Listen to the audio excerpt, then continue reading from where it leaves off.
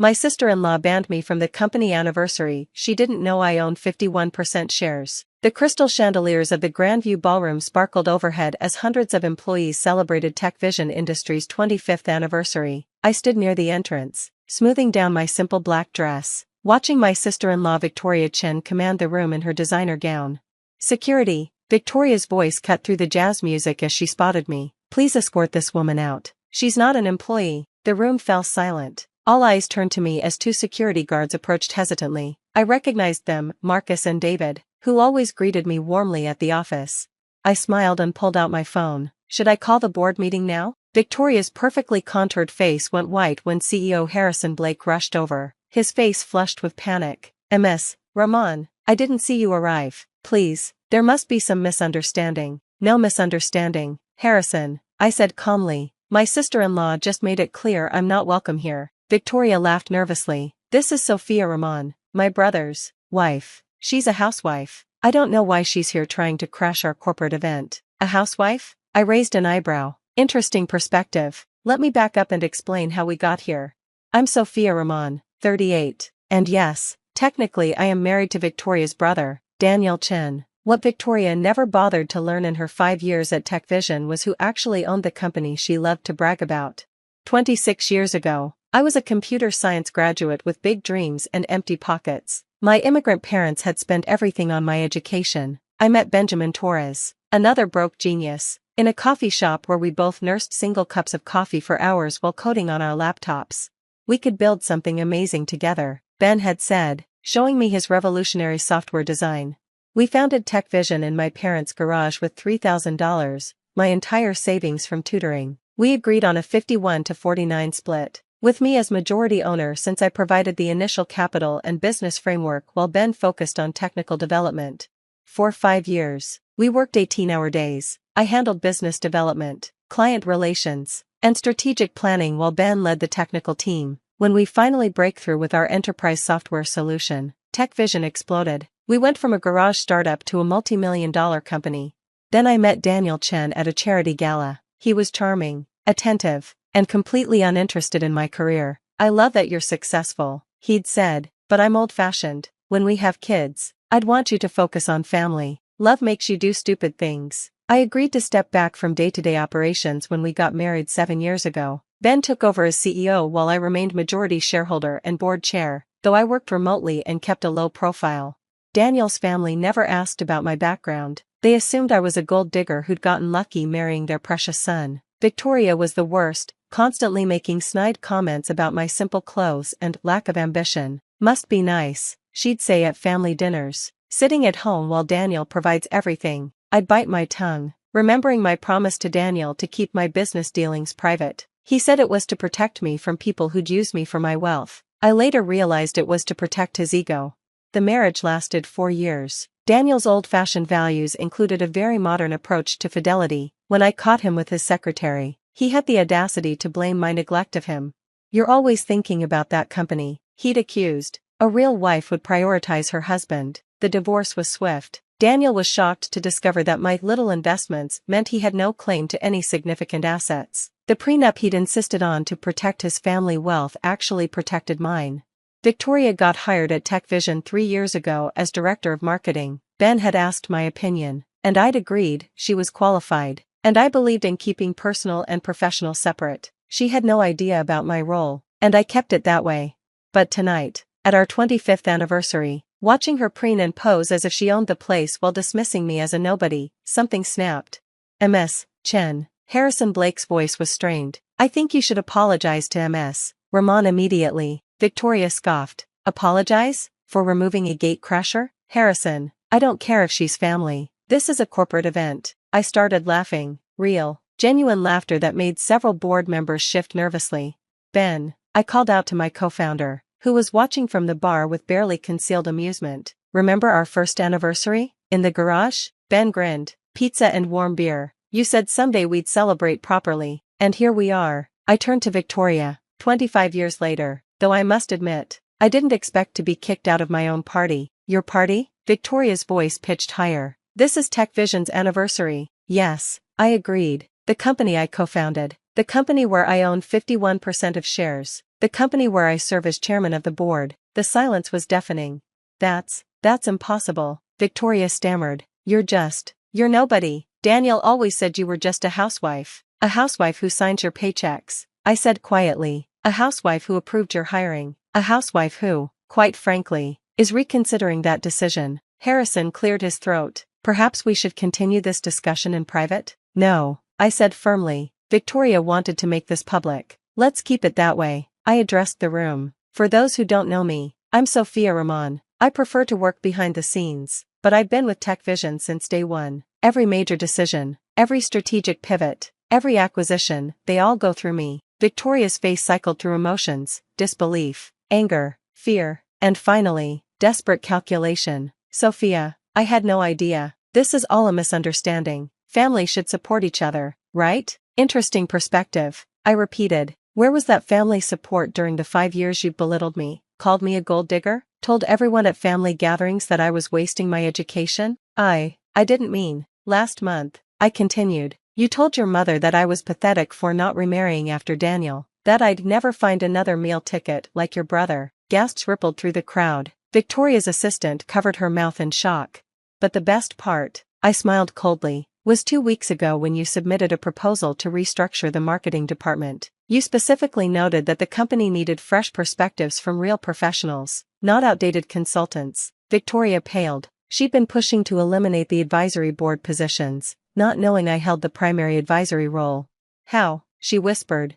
How do I know? I pulled up emails on my phone, because every proposal crosses my desk. Every single one. Ben stepped forward. Sophia has been the strategic mind behind Tech Vision's success, while I handled the technical side. She built the business empire. She chose to step back from public view. But make no mistake, this is her company as much as mine. More, I corrected. 51%. Remember? The board members, many of whom I'd personally recruited, nodded in acknowledgement. They'd always wondered why the mysterious majority shareholder never attended public events.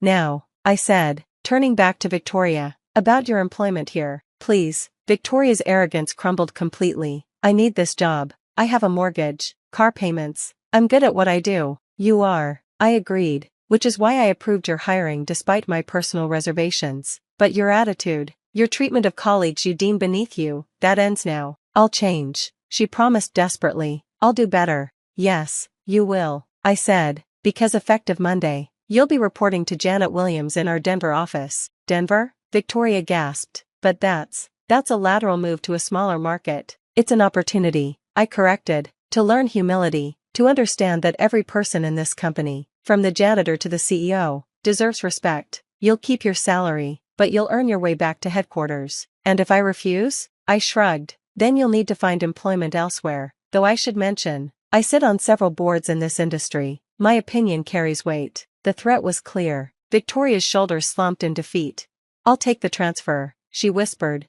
Excellent. I turned to address the room. I apologize for the drama. This is a celebration of everything we've built together. Please, enjoy the party. The music resumed, but the atmosphere had shifted. Employees who'd never seen me before approached cautiously, introducing themselves. Many shared stories of Victoria's condescension, thanking me for addressing it.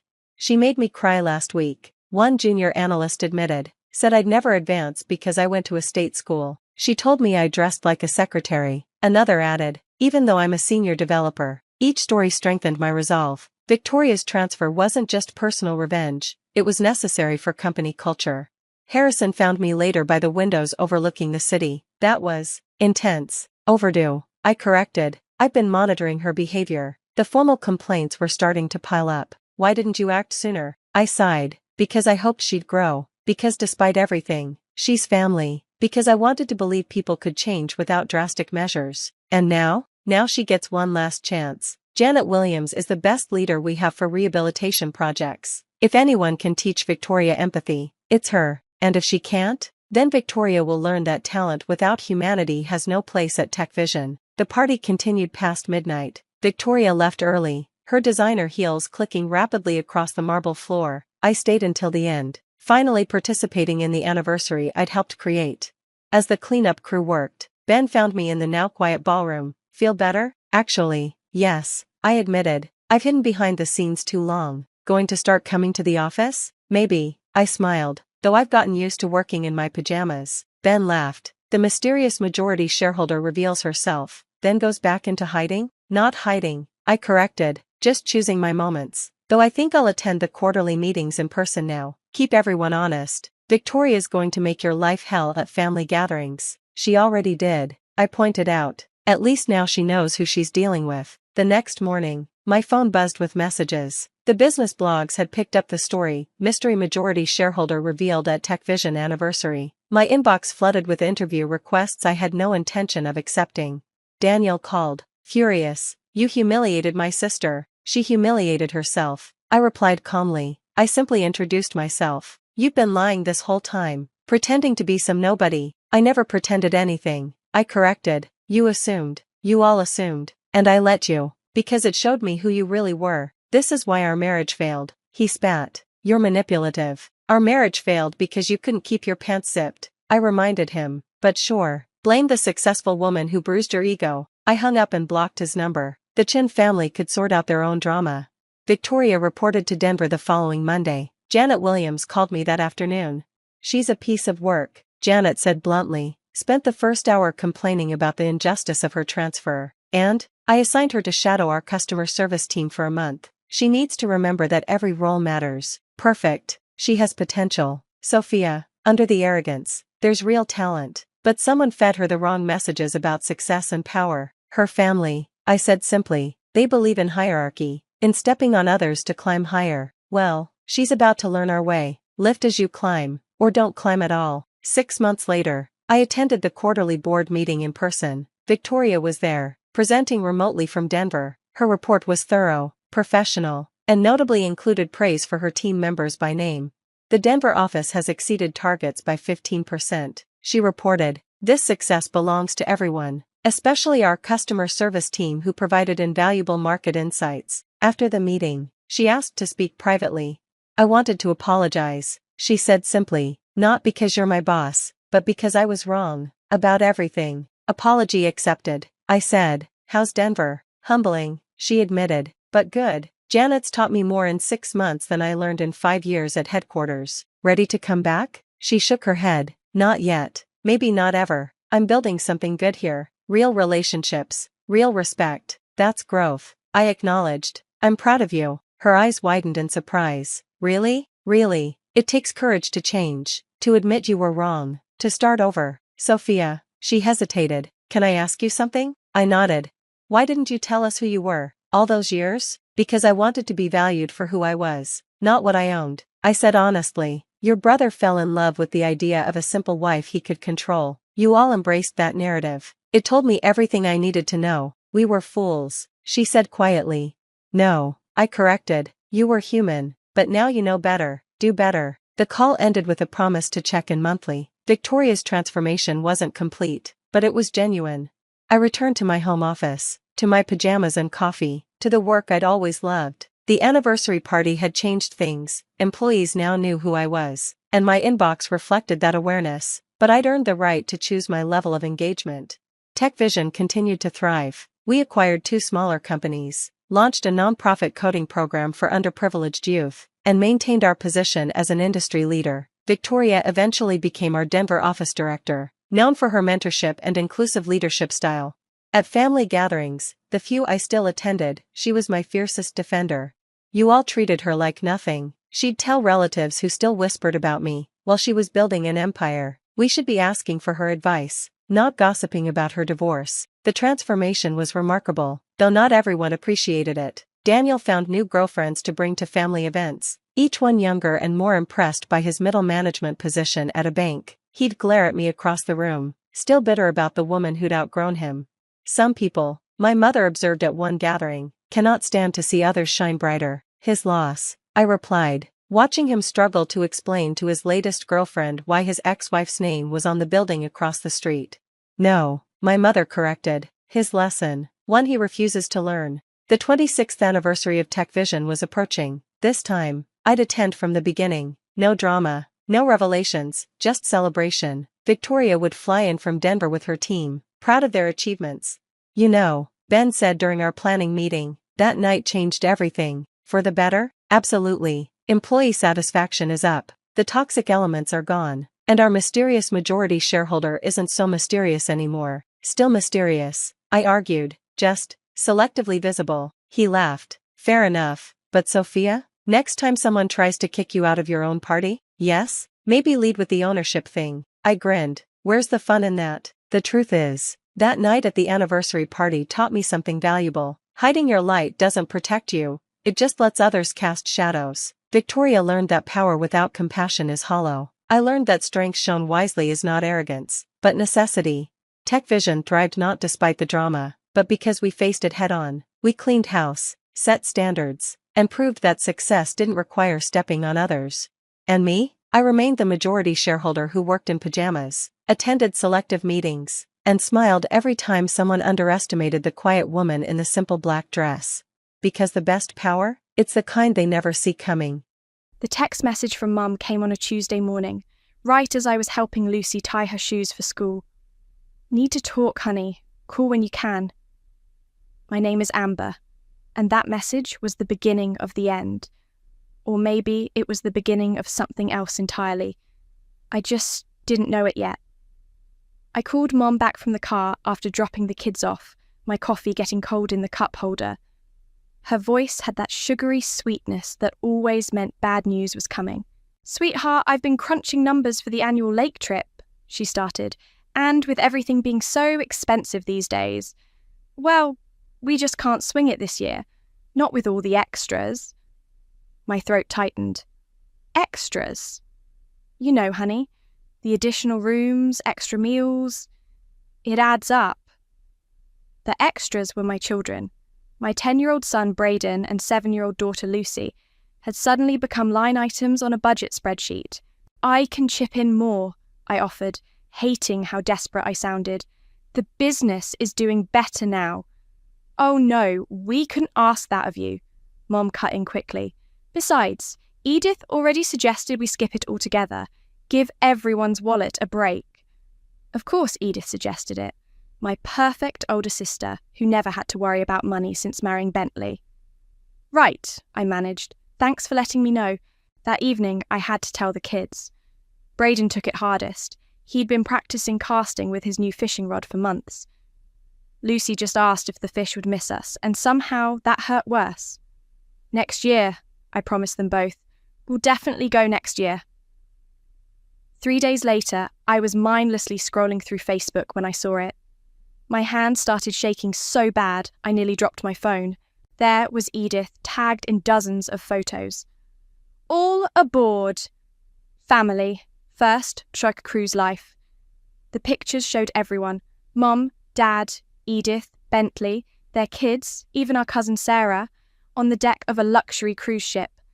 I clicked through each photo like I was picking at a scab. There they were at the captain's dinner, dressed up and laughing. Another showed Dad teaching Edith's boys how to play shuffleboard, exactly like he used to teach me. My phone buzzed with a text from Sandra, my best friend. "Are you seeing this? Call me." I couldn't call. I could barely breathe. More photos kept coming over the next week. Pool parties, exotic ports, sunset dinners, each one tagged with nauseating hashtags like "Shush Blessed Family" and "Ha Making Memories." Finally, I got a voicemail from Mum.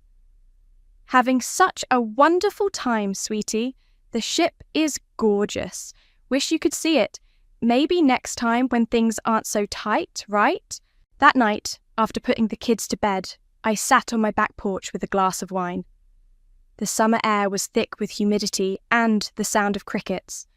I pulled up the last family photo I had from the lake, taken the previous summer. Everyone smiling, the water gleaming behind us.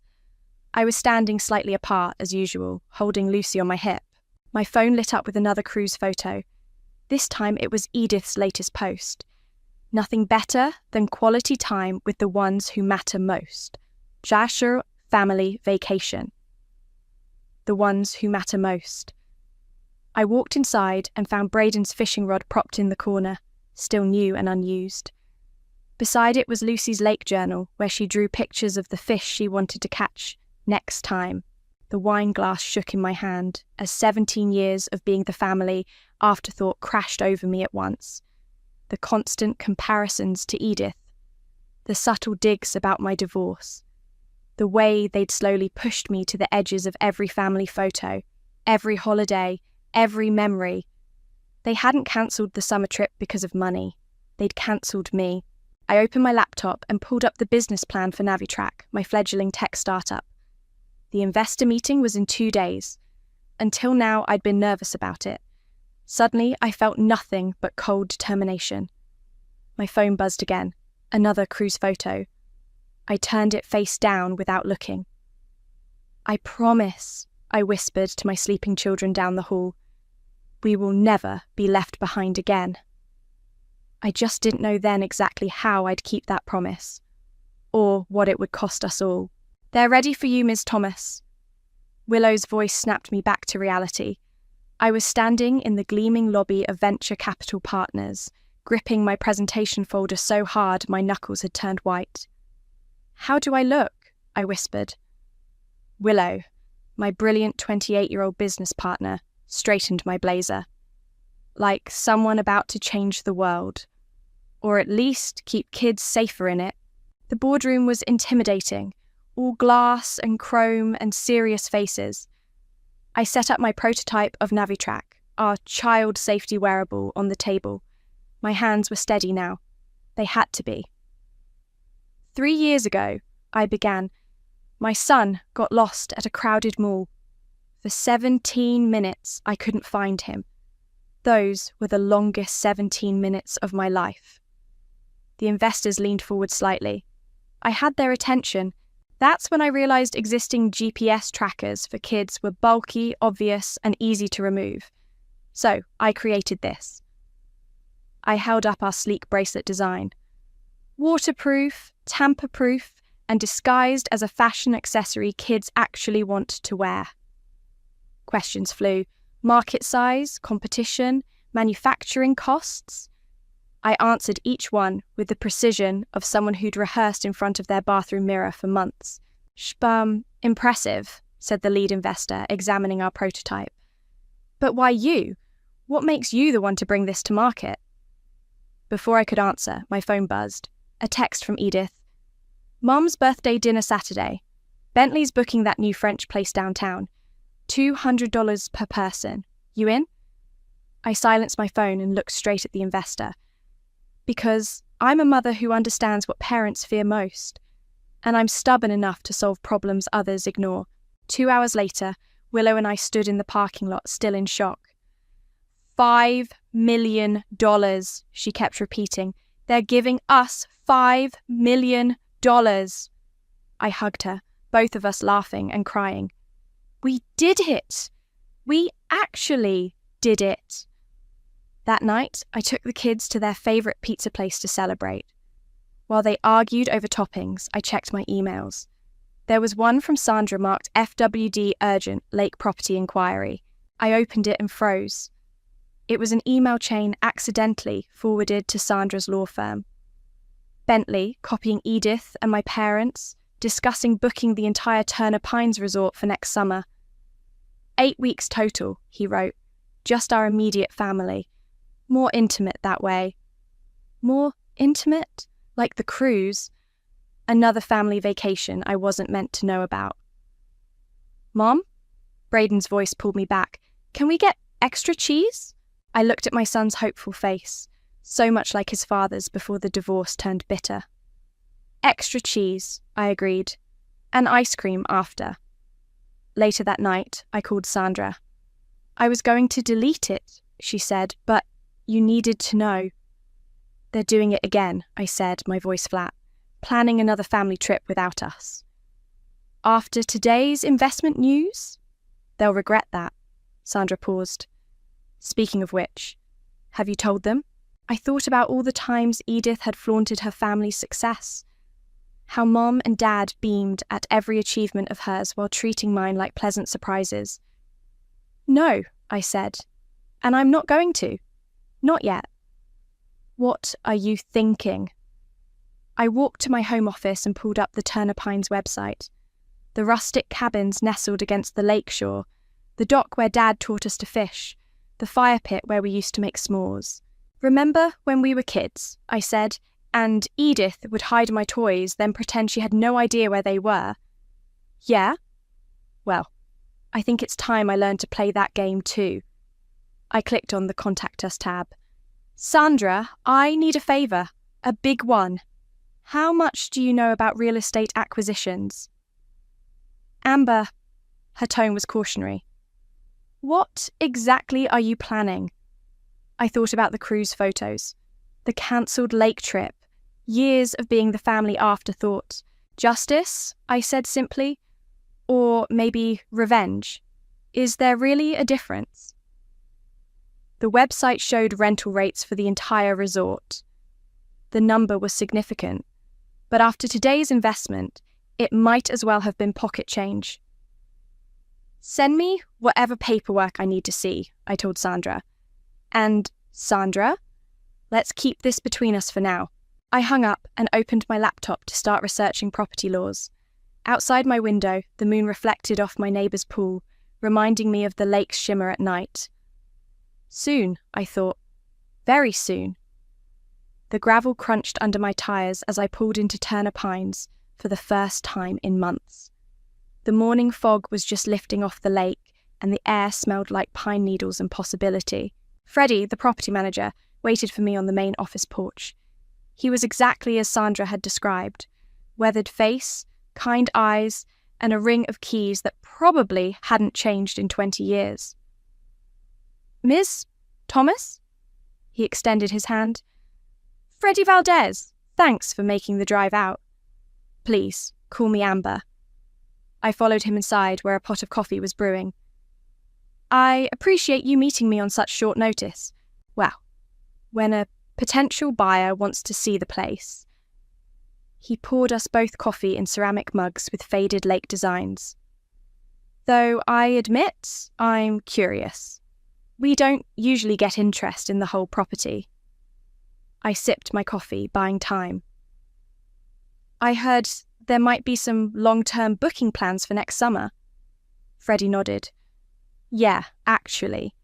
Got a real estate agent, Bentley Little, trying to lock down 8 weeks for his family. Offering above rate too." "Has he signed anything yet?" "Nah, just preliminary talks." "Why?" I pulled out the folder Sandra had prepared. "Because I'd like to make an offer, not for a booking, for the entire resort." Freddie's eyebrows shot up. "The whole thing?" "Every cabin, every dock, every pine needle." I slid the paperwork across his desk. "And I can close within 30 days. He whistled low, studying the numbers. "This is substantial. Mind if I ask why?" Through the office window, I could see the lake sparkling. Memories flooded back, teaching Lucy to swim off the shallow dock, Braden's first caught fish, countless marshmallow sticky evenings around the fire pit. "Let's just say I have history here," I replied. "Good history I'd like to preserve." Freddie nodded slowly. "The owners have been considering selling. Place needs updates they can't afford." He hesitated. "But what about the existing bookings? Bentley's family. No contracts signed means no obligations." I met his eyes.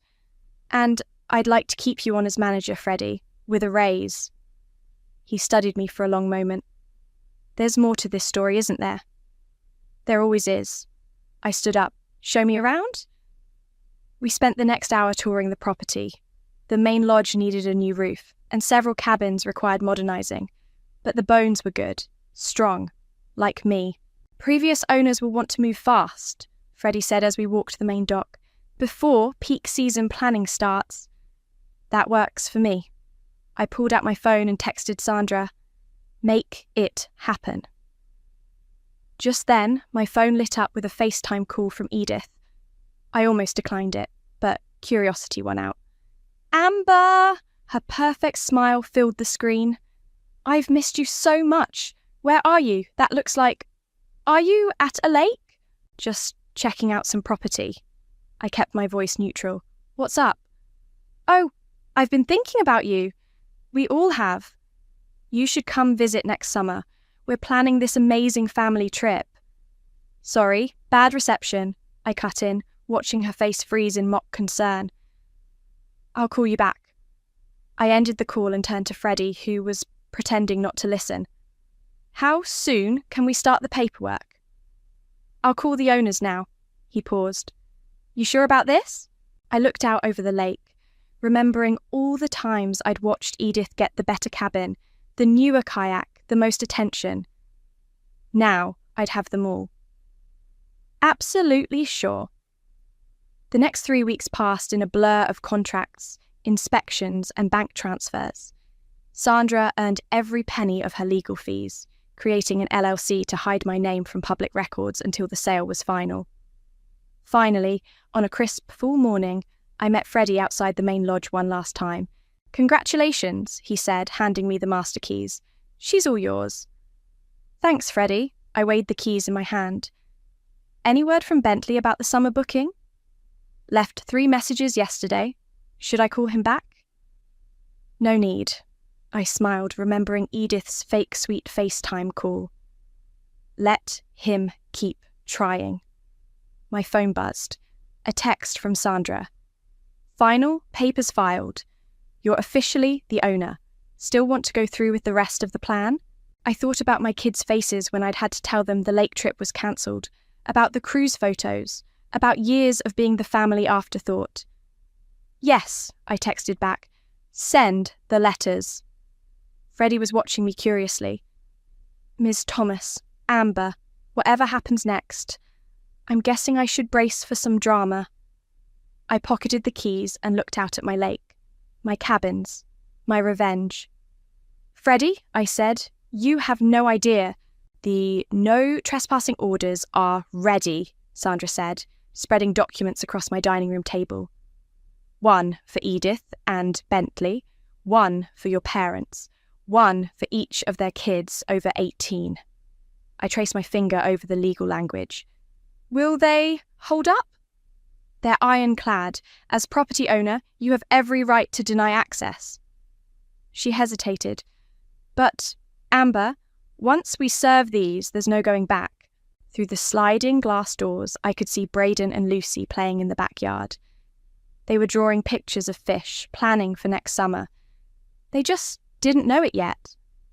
Did you see Edith's latest Instagram post? I pulled up my phone. Can't wait for our magical summer at the lake. Just blessed family, just your traditions continue. Sandra grimaced. She's really making this easy, isn't she? She always does. I signed the papers one by one. When will they be served? Tomorrow night. They're all having dinner at that new French place downtown. My process server will catch them right as they're leaving. My phone buzzed. A text from Willow. Big Tech magazine wants to interview you about NaviTrack. They're calling you a rising star in child safety innovation. I showed Sandra the message. Perfect timing. You're not going to tell them about the business success either? Not yet. I gathered the signed papers. Let them think I'm still struggling. It'll make this better. Later that evening, I drove out to the lake alone. Freddie had left the gate code under my name now. Owner access. The word still felt strange. I walked down to the main dock, remembering all the times I'd sat here as a kid, watching Edith get Dad's attention, Mum's praise, the best of everything. The water lapped quietly against the wooden posts. My phone lit up. Mum calling. I let it go to voicemail. Honey, it's Mum. We missed you at my birthday dinner last week. Edith said she tried to reach you about it. Anyway, she's planning this wonderful summer trip for next year. I really hope you can make it work with your budget this time. We hate leaving you out. I deleted the message and dialed Freddie instead. Everything okay? He answered. Has Bentley called again about the booking? 3 more times today. Getting pretty aggressive about it. I smiled in the darkness. Good. Keep dodging him. Will do, boss. He paused. By the way, That contractor came by to quote the cabin renovations. Want me to send you the estimate? Yes. I want everything updated by spring. I looked across the lake to where the most luxurious cabin sat, the one Edith always claimed. Especially cabin 7. After hanging up, I walked the property in the growing darkness. The fire pit where Dad taught Edith to make the perfect s'more while I watched from the sidelines. The shallow beach where Mum helped Edith's kids learn to swim, years after refusing to teach me. Sandra was waiting in my driveway when I got home. Last chance to back out, she said, holding up the legal documents. We can tear these up right now. I thought about the cruise photos, the cancelled trip, the years of subtle exclusion masked as concern about my situation. Send them, she nodded slowly. I'll have my guy text us when it's done tomorrow night. Want company while we wait? No, I hugged her quickly. I need to do this part alone. The next evening, I sat on my back porch with a glass of wine, watching the sunset and waiting. At 8:47, my phone buzzed with a text from Sandra's process server. Documents served to all parties. Complete success. I closed my eyes, imagining the scene. My family, walking out of their expensive dinner, being handed legal papers. Edith's perfect mask cracking. Mum's confusion. Dad's silence. Bentley's impotent anger. My phone started buzzing immediately. Calls from Mum, Dad, Edith, text messages piling up. What is this? Call us right now. Have you lost your mind? Answer your phone. I silenced them all and walked inside to check on my sleeping children. Lucy had left her lake journal open on her bed, new drawings of the fish she hoped to catch, the cabin she wanted to stay in. Soon, baby, I whispered, tucking her in. Very soon. Back on the porch, I pulled up the security camera feed Freddie had installed. The lake was silent, dark except for starlight on the water. My lake, my revenge. My phone lit up one last time. A text from Sandra. You okay? I watched a shooting star streak across the lake view on my screen. Never better, I replied, and for the first time in years, it wasn't a lie. Mum and Dad are coming over for dinner tonight, I told the kids at breakfast. I made peace offerings. Really? Braden looked up from his cereal. Grandma and Grandpa haven't visited in forever. I know, honey. I checked my phone. 17 missed calls since last night. That's why I invited them. I spent the afternoon cooking Dad's favourite pot roast and Mum's preferred apple pie. At 6:55 p.m, my phone rang. Mum's number. Amber, sweetheart. Her voice was strained. Something's come up. We can't make it tonight. I gripped the counter. Too busy? Your father isn't feeling well, and with everything that happened yesterday, maybe we should all take some time to cool off. Of course. I kept my voice steady. Feel better, Dad. I hung up and looked at the perfectly set table, at my children's expectant faces. They're not coming, are they? Braden asked quietly. Before I could answer, my phone buzzed with a notification. Freddie had sent me security camera footage from the lake. I clicked play. There they were. Mum, Dad, Edith, and Bentley, having what looked like a heated discussion on the main dock. Trespassing, despite the legal orders. Edith was gesturing wildly, Bentley pacing. I forwarded the video to Sandra with the message, "Options?" Her reply was instant. Police or private security? I watched my family arguing on my property, planning God knows what. Neither, I typed back. Not yet. Let them dig their hole deeper. My phone kept lighting up with messages. Edith had moved from texts to email. How dare you do this to our family, after everything we've done for you? You ungrateful, spiteful little girl. You think you can just buy our memories? Our traditions? You're pathetic. I screenshotted the email and saved it to a folder labelled evidence. The doorbell rang. I opened it to find a courier holding an envelope. Delivery from Mr. and Mrs. Little, he said. Inside was a formal letter from Bentley's law firm, threatening legal action for emotional distress and interference with family relations. I was still reading when Lucy tugged my sleeve. "Mum, since Grandma and Grandpa aren't coming, can we have pizza instead?" I looked at my daughter's innocent face, then at the legal threats in my hand. "You know what? Yes, and ice cream." And we're eating in front of the TV. Later that night, after the kids were asleep, I got an anonymous letter in my email. The writing style was unmistakably Dad's. "You've broken this family. Your mother can't stop crying. Is this what you wanted? To hurt us all? You're not the daughter we raised." I poured a glass of wine and typed back, "You're right. I'm not the daughter you raised. I'm the one you ignored." Then I deleted it without sending. Instead, I called Willow. "The magazine interview is tomorrow," she said. "What's our angle?" "Success through adversity," I replied. "Single mum overcomes obstacles to protect children everywhere." And Willow, make sure to mention our company valuation. "You're finally going public with the investment news?" "Time to show all my cards," I paused.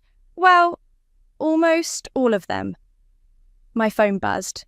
Another security alert from Freddie. This time showing Bentley examining the cabin locks, testing windows. "Getting interesting over here," Freddie texted. "Want me to confront them?" "No," I replied. "Just keep recording." I walked to Braden's room and found him awake, looking at old lake photos on his phone. "Hey, buddy." I sat on his bed. "Want to hear a secret?" He nodded. "We're going to the lake this summer, all of us." His eyes lit up. "Really? But I thought—" "Things have changed." I smoothed his hair. "I promise you'll never miss another summer there." "Does Aunt Edith know?" "Not yet." I kissed his forehead. "But she will." Back in my room, I opened my laptop to find an email from Mum. Subject line, "Please read. Whatever we did to hurt you, we're sorry. But this revenge, it's beneath you, Amber. You're breaking your father's heart. Call us, please." I closed the laptop without replying and walked to my window. The night was clear. Stars bright, like they always were at the lake. My phone buzzed one last time. "Sandra, you okay? This is getting intense." I thought about the dinner no one came to. The legal threats, the guilt trips, the trespassing. "They think I'm breaking the family," I typed back. "But you can't break what was already broken. You can only rebuild it on your terms." "And these are your terms?" I watched another shooting star streak across the sky. "No," I replied. "These are just the opening moves." "Your sister just went nuclear," Sandra said, sending me a link. "Check Facebook." Edith's post was already going viral in our local community. My own sister bought an entire lake resort out of spite, just to keep our family from making memories there. Some people let divorce and bitterness poison their souls. Pray for her. Bogart Toxic's family, such as pray for healing. I was still reading the comments when Willow called. "Have you seen the magazine article? It's trending!" I switched tabs to the tech magazine's website. There it was, my face on the digital cover.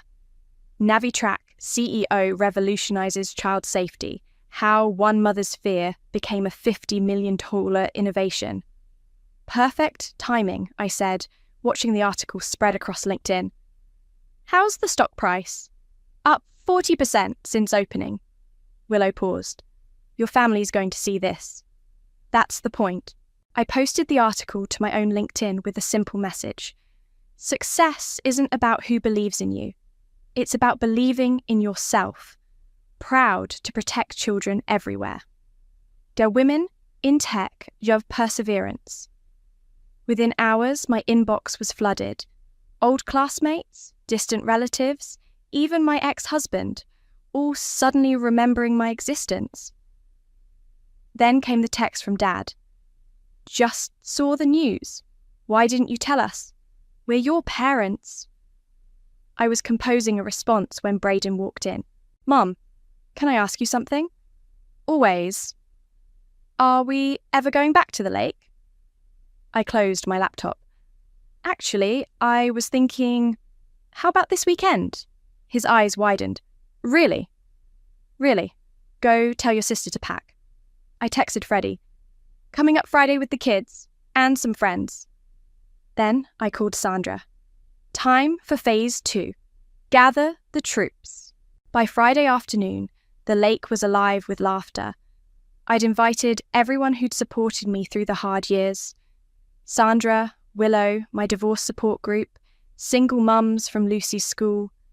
Kids splashed in the water while adults grilled on the deck. "This place is amazing," Willow said, watching Lucy learn to paddleboard from one of the mums. "You should run summer programs here for single-parent families." "Already working on it." I handed her a business plan. "Starting next season." Sandra joined us, phone in hand. "Heads up, Edith's post is getting attention. Local news wants to interview her about the family dispute." "Let her talk." I watched Braden teaching his friend to fish. Truth has a way of coming out. "Speaking of truth," Sandra nodded toward the gate. "We've got company." A familiar car was pulling up the drive. Mum's silver SUV. "Want me to call security?" Freddie asked, appearing at my side. "No." I stood up. "I'll handle this." Mom got out looking smaller than I remembered, clutching her purse like a shield. "Amber," her voice cracked. "I saw the article, the business. Why didn't you tell us?" "Would it have changed anything?" I kept my voice level. "Would you have cancelled the cruise? Included us in the lake plans?" "We never meant to hurt you." "Really?" I gestured to the happy scene around us. "Because this is what family looks like, Mum. These people showed up when you didn't. They celebrated my successes while you were busy celebrating Edith's." "We were wrong," she whispered, "but this revenge, buying the lake, it's not you." "No, it's Edith. It's what she would do." I met her eyes. I learned from the best. "Grandma," Lucy's voice cut through the tension as she ran up, dripping wet. "Want to see me paddleboard?" Mum's eyes filled with tears. I should go." "Yes, you should." I picked up Lucy. "Because you're trespassing. And unlike you, I actually mean it when I say family only." I turned away, carrying Lucy back to the water where her new friends waited. "Amber, please," Mum called after me. "Don't do this." "Already done." I didn't look back. "Tell Edith she can do all the interviews she wants. I've got nothing to hide anymore." That evening, after everyone left and the kids were asleep in their cabin, I sat on the main dock watching the sunset. My phone buzzed with a text from an unknown number. Bentley. "This isn't over. You're not the only one with resources." I smiled and typed back, "Actually, it is over. You just don't know it yet." Sandra joined me on the dock with 2 glasses of wine. "Your mum's visit will add fuel to Edith's fire," she warned. "Good." I took a sip. "Let it burn. You know what happens next, right?" I watched the last light fade from the lake, my lake, and thought about the next phase of the plan. "Yeah," I said, "the real fun begins." The local news van pulled up to Turner Pines just as I finished my morning coffee. Edith had finally gotten her interview, and she'd chosen to do it right at the lake's entrance. Perfect. "They're here," Freddie texted. "Want me to run them off?" "No," I replied. "Let them set up, but keep recording." I watched from my office window as Edith positioned herself perfectly, the lake gleaming behind her. Mum and Dad stood off to the side, trying to look appropriately concerned for the cameras. My phone rang. "Sandra, you watching this circus?" "Front row seat. Want me to send the cease and desist?" "Not yet. Let's see what she does first." The reporter was setting up when I walked outside, making my way casually to the dock. Right on cue, Edith spotted me. "There she is!" She pointed dramatically, her voice carrying across the water. The sister who stole our family's happiness. The camera swung toward me. I kept walking. Amber, the reporter hurried over. Care to comment on your sister's allegations? I turned, smiling my best CEO smile. Which allegations? The ones about me being bitter and toxic? Or the ones about me stealing happiness? You know exactly what you did. Edith stormed over, Mum trailing behind her. You bought this place just to hurt us. Actually, I pulled out my phone. I bought it as an investment, part of Navitrack's community outreach program. We're converting it into a summer camp for children of single parents. The reporter's eyes lit up. The child safety company that just hit the NASDAQ? The same. I met Edith's gaze. We're starting renovations next week. In fact, I should thank my family. If they hadn't excluded me from their plans, I might never have seen the property's potential. That's a lie! Edith's perfect mask was cracking. You did this for revenge! Honey, Mum reached for her arm. Maybe we should... No! Edith jerked away. She's trying to rewrite history. We never excluded her. She couldn't afford... The cruise, I finished quietly. Funny how that worked out while you were all claiming financial hardship. The reporter was scribbling frantically. Or maybe, I continued, you meant the summer booking Bentley tried to make. The one where he specifically requested that no other families be allowed on the property during your stay. Dad stepped forward finally. Amber, please. This isn't how our family handles things. No. Our family handles things by pretending they're not happening, by letting Edith make all the decisions, by treating me like an inconvenience since the day I was born. That's not true. Mum's voice broke. Really? I pulled up photos on my phone. Should we go through these? The cruise pictures, the family-only dinners I wasn't invited to, the... Enough! Edith lunged forward, trying to grab my phone. The camera caught everything. Mrs. Little, the reporter called out, are you attempting to assault your sister on her private property? Edith froze, realizing what she'd done. Her perfect image shattered on camera. This interview is over, Bentley appeared, trying to salvage the situation. We'll be pursuing legal action. No, I cut in. You won't, because if you do, I'll countersue for harassment, trespassing, and attempted assault, all of which I have on video. I gestured to Freddie's security cameras. And, unlike you, I can afford a very long legal battle. The silence was deafening. Now, I continued, you're all trespassing. Again. So either leave voluntarily, or I'll have you escorted out. Your choice. You've destroyed this family, Edith spat. No, Edith, you did that. I'm just done pretending it never happened. I turned to the reporter. If you'd like a real story, I'd be happy to show you our plans for the summer camp. We're partnering with several domestic violence shelters to provide safe vacations for families in transition. As security led my family away, Mum looked back one last time. Was it worth it? She asked softly. Hurting us like this? I watched them go. The people who had shaped my whole life with their subtle cruelties and casual exclusions. Yes, I said, but they were already too far away to hear. Later that night, alone on the dock, I finally let the tears come. Not for them, but for the little girl who had spent years believing she deserved less, who had watched from the sidelines as Edith got everything. My phone lit up, Sandra checking in. You okay? I wiped my eyes and looked out over my lake, where tomorrow my kids would swim and laugh and make new memories. No, I typed back honestly, but I will be. And for the first time in my life, that felt like enough. Mum! Mum! I caught one. Braden's voice echoed across the lake as he held up his fishing rod, a small bass thrashing at the end of the line. I rushed to help him reel it in. showing him how to hold the fish for a quick photo before releasing it back into the water. His grin was brighter than the summer sun overhead. "Just like you taught me," he said proudly. "Just like I taught you," I agreed, remembering all the times I'd watched Dad teach Edith's kids instead of mine. Lucy came running down the dock, waving a letter.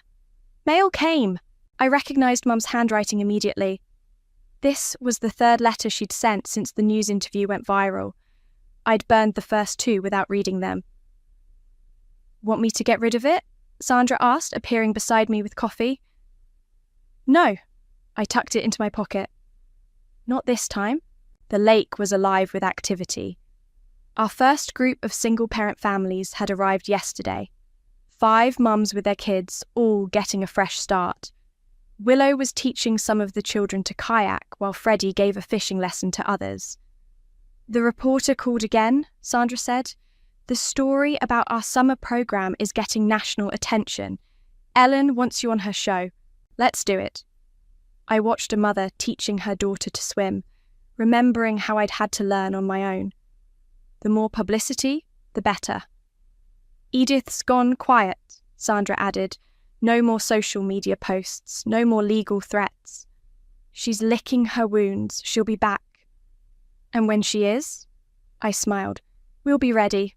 That evening, after getting the kids settled in their cabin, I finally opened Mum's letter. Inside was a single photograph, me at age 7, sitting alone on this very dock, fishing rod in hand. Her note was simple. "I found this while cleaning. I don't remember who took it, but I remember that day. You caught your first fish, and no one was there to see it. I'm sorry I wasn't there. I'm sorry for a lot of things." "Deep thoughts?" Willow joined me on the dock, handing me a glass of wine. "Just ghosts," I replied, tucking the photo away.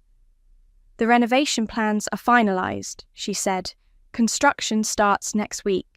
You sure about converting Cabin 7? Cabin 7, Edith's favourite, the one she'd always claimed first.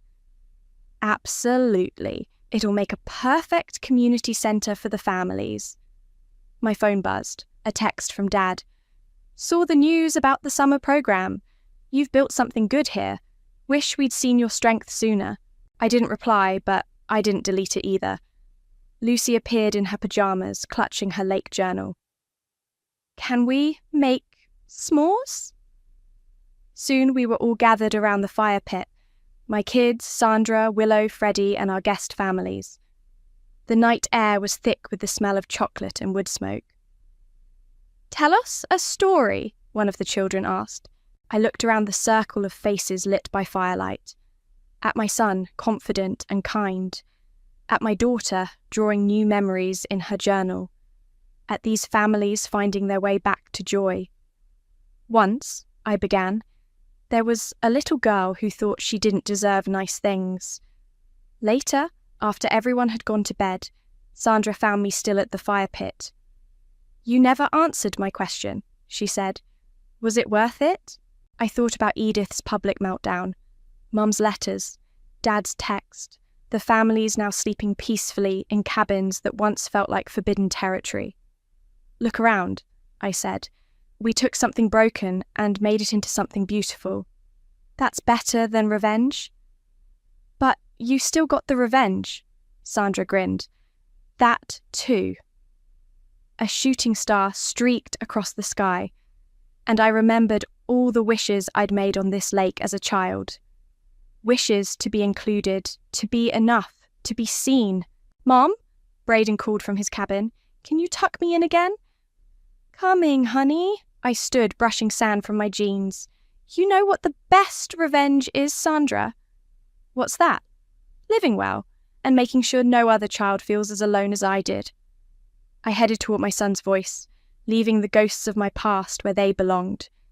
Behind me, in the dark, while I walked toward the light of something better. Not an ending, but a beginning. And this time, I was writing the story. The letter from First National Bank felt like a brick in my hands. Denied. The word glared up at me in bold letters, mocking 3 years of overtime shifts and ramen dinners I'd endured to save for my first home. My name is Kaya, and until today, I thought I had everything figured out. Perfect credit score, solid down payment, even a spreadsheet tracking every penny I'd spent since college graduation. But apparently, the universe had other plans. There must be some mistake, I told the loan officer over the phone, my voice trembling. I've never missed a payment in my life. Ma'am, there's a significant personal loan on your credit report, $50,000 taken out 8 months ago. That puts your debt-to-income ratio well outside our lending parameters. My stomach dropped. What loan? I never took out any loan. I can email you a copy of your credit report right now. I sat at my kitchen counter watching my laptop screen refresh until the email arrived. There it was, a massive personal loan through Regional Credit Union. My signature was there, but I'd never signed those papers, never even stepped foot in that bank. Then I saw the co-signers' names, my parents. The room started spinning. Mum and Dad had helped manage some of my accounts during college, but I'd taken control years ago. Except Yara. My younger sister had mysteriously acquired a brand new Range Rover a few months back, despite working part-time at a boutique. Just a really good deal, she'd said, twirling the keys. Don't be jealous. I grabbed my keys and drove to my parents' house, hands shaking on the steering wheel. The Range Rover sat in the driveway, gleaming in the afternoon sun like a trophy of betrayal. Mom answered the door in her tennis whites, perfectly coiffed as always. Kaya, what a surprise. I was just about to... I thrust the credit report in her face. Care to explain this? She barely glanced at it. Oh, that? It was a family emergency. Your sister needed help getting started. You forged my signature for Yara's car loan. Don't be dramatic. We co-signed. It's perfectly legal. Dad appeared behind her, already looking at the floor. Princess, let's discuss this calmly. Calmly? My voice cracked. You stole my identity. I just got rejected for a mortgage because of this. Oh, please. Yara's voice floated down the stairs. She appeared in designer sweats, phone in hand. It's not like you were actually going to buy a place. You've been talking about it forever. Because I was saving, actually working for it, unlike some people. Mom's face hardened. We're family. Family helps each other. Your sister needed... What about what I need? My credit is ruined. You're being selfish, Mom said. After everything we've done for you, everything you've done, like committing fraud? Dad wouldn't meet my eyes. Your mother thought, stop defending her, I screamed. You both knew exactly what you were doing. Yara rolled her eyes. God, you're such a drama queen. It's just money. I looked at them, really looked at them. Mom's practiced innocence, Dad's practiced avoidance, Yara's practiced entitlement.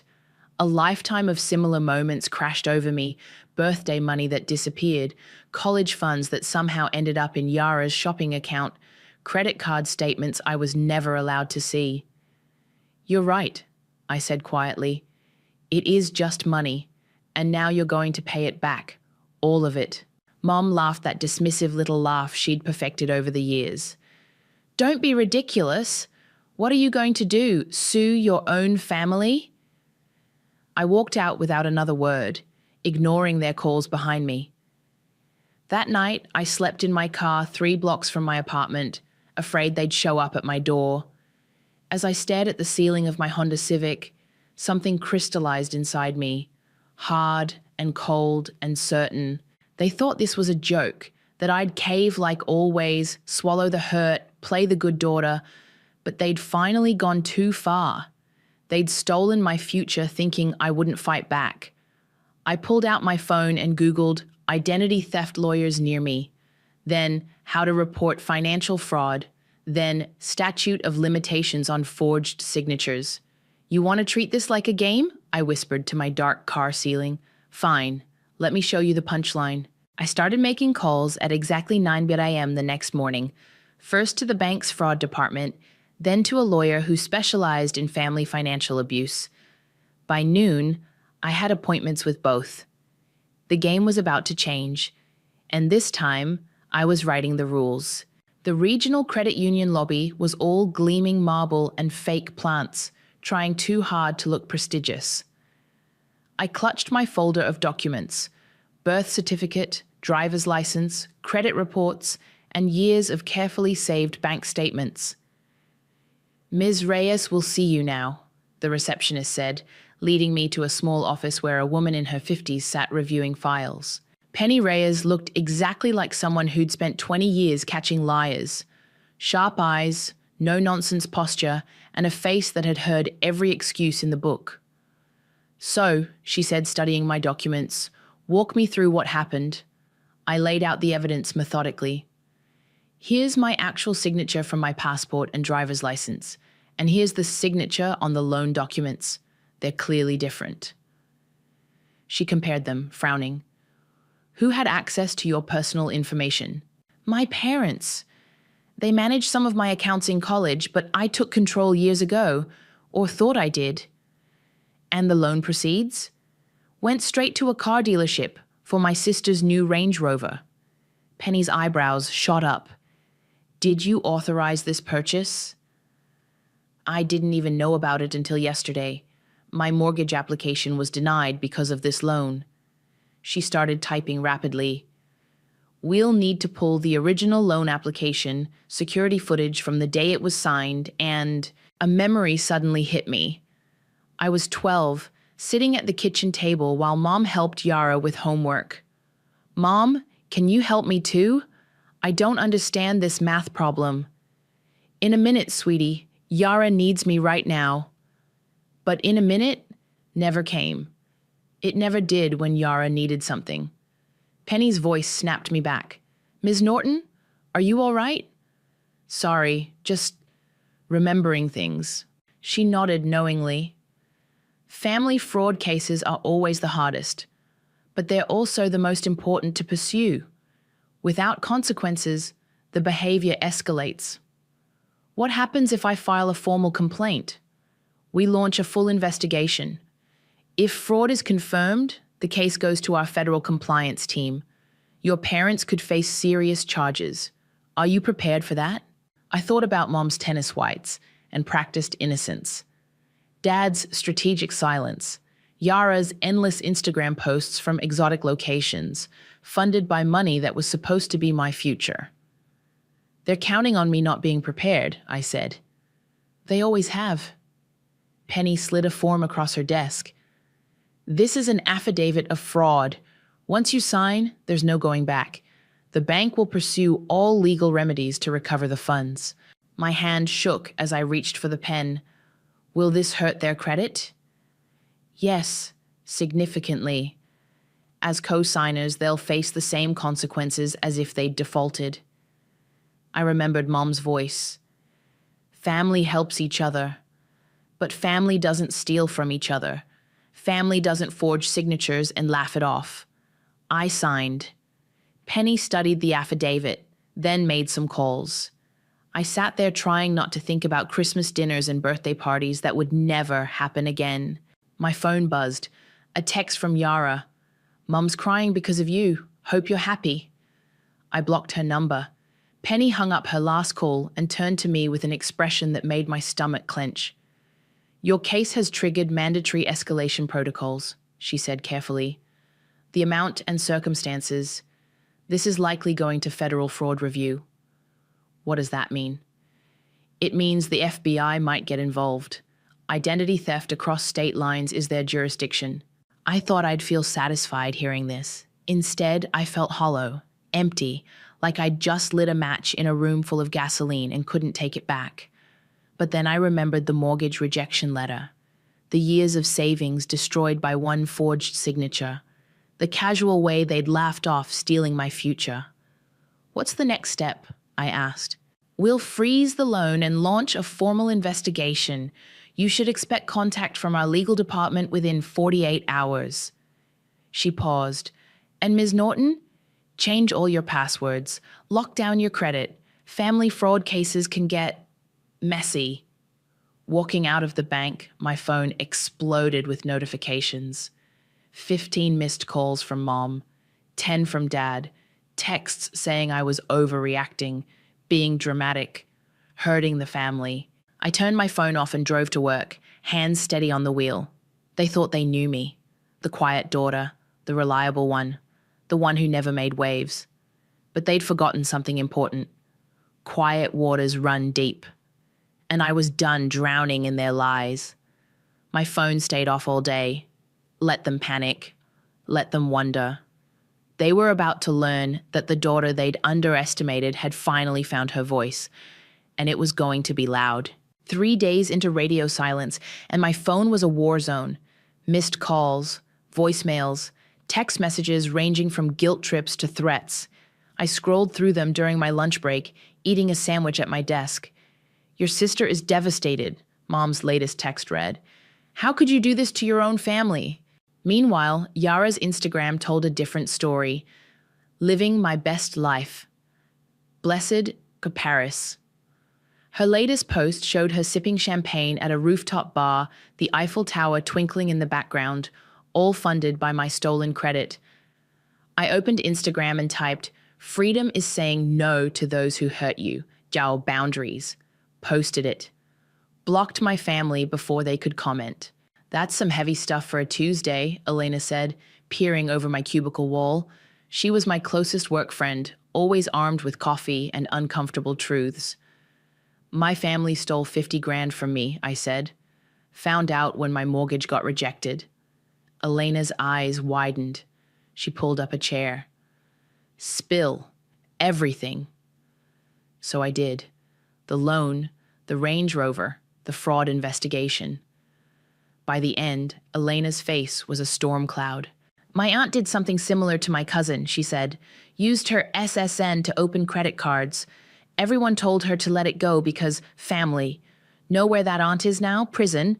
Because she did it to 3 more people. My mom keeps saying I'm overreacting. Gaslighting 101.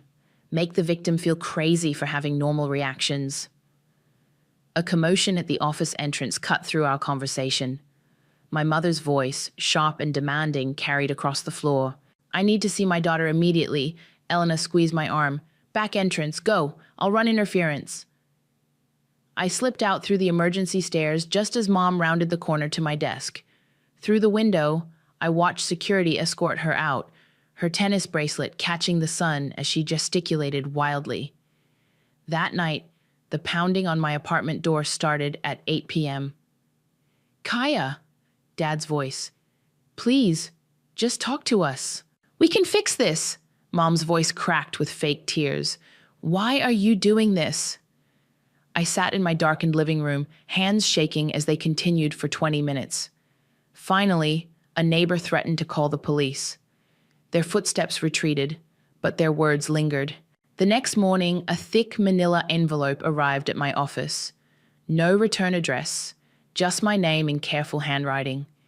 Inside were photocopies of documents, loan applications, signature cards, even emails discussing the plan to use my information.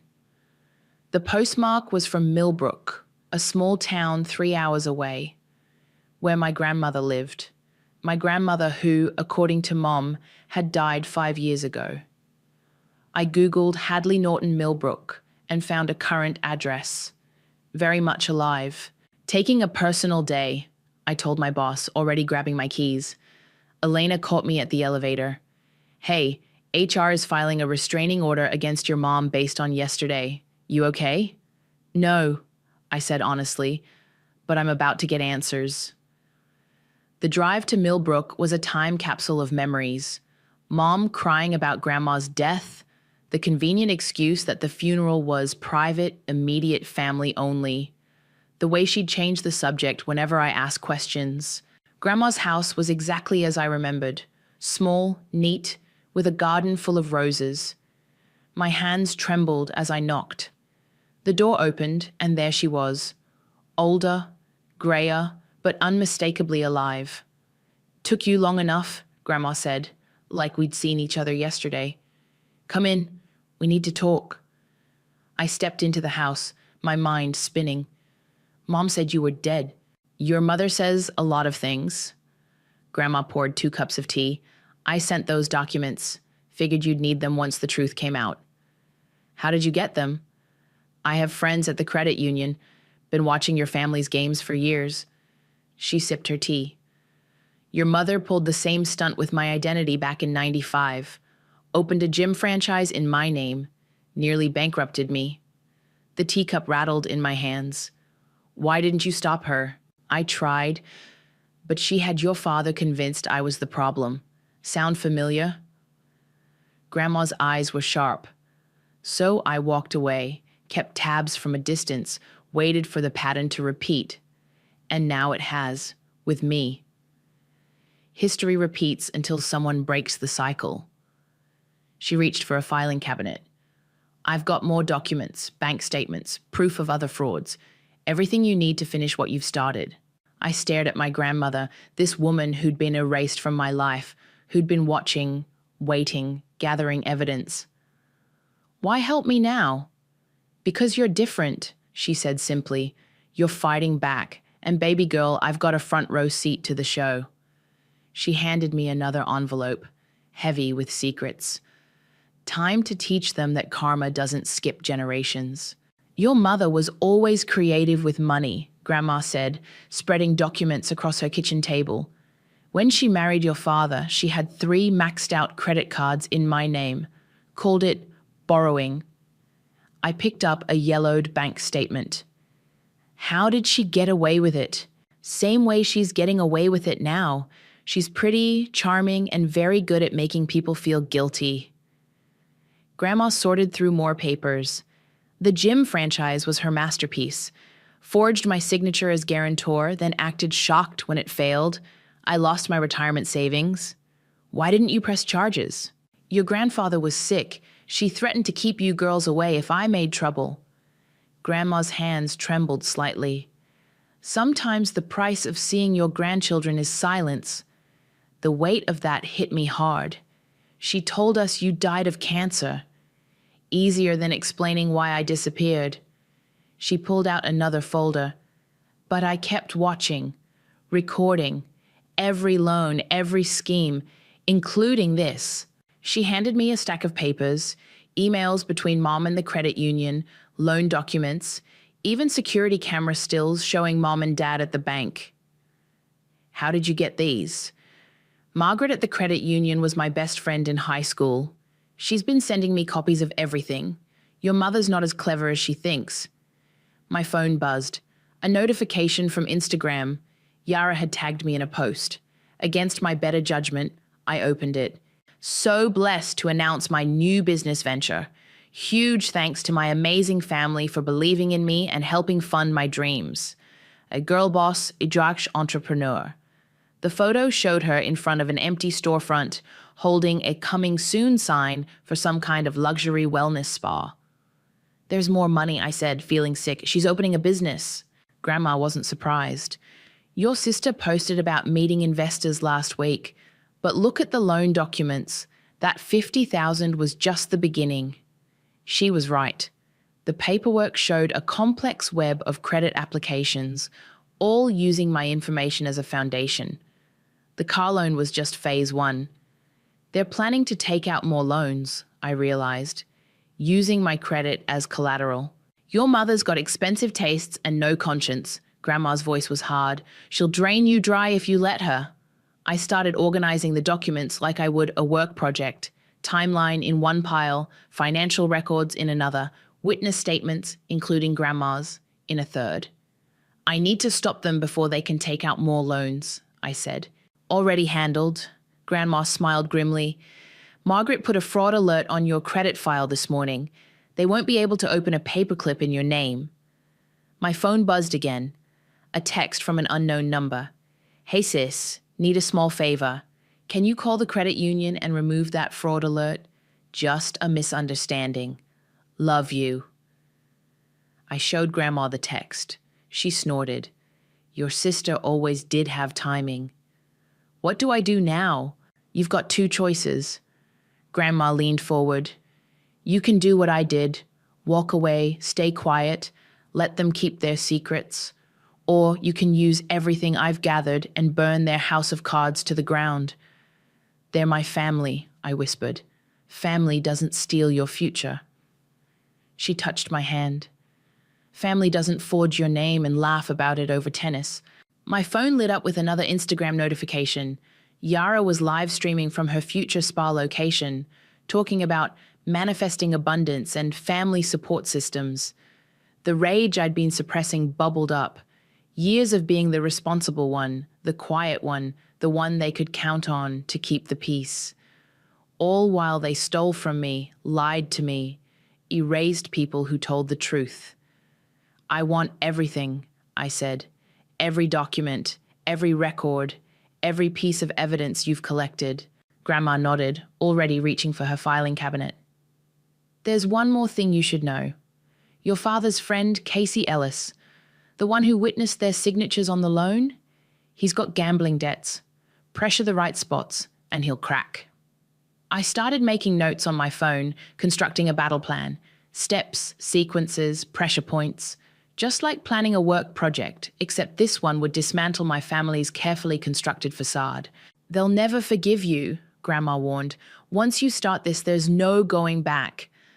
I thought about my rejected mortgage, my stolen credit, the years of manipulation and lies, Yara's smirking Instagram posts funded by my destroyed future. Good, I said, and started taking pictures of the documents. They can add it to the list of things they'll have to explain in court. My phone buzzed one more time, another text from Yara. Come on, sis, don't be difficult. Family first, remember? I blocked her number and looked at Grandma. Tell me everything you know. Don't leave out a single detail. She smiled, the same smile I saw in my mirror when I was done being nice. Pull up a chair, baby girl. This might take a while. The anonymous tip to rich kids of Instagram was simple. Check out Alviara Norton's new spa business. Funded by identity theft and family fraud. Evidence attached. I watched from my office as the story spread. First, the gossip blog posted screenshots of Yara's luxury purchases alongside the credit union documents. Then our old private school's alumni network picked it up. By lunch, Yara's Instagram comments were flooded. Isn't this your sister? Elena asked, showing me her phone. It's all over Twitter. Karma works in mysterious ways, I said, sipping my coffee. My phone rang, a number I hadn't seen in months. Sawyer, my ex. Also a financial advisor who'd helped me start investing after college. Hey, he said when I answered. Just saw the posts about your sister. That explains a lot. What do you mean? Remember when I noticed weird activity in your credit profile last year? You said you'd look into it. He paused.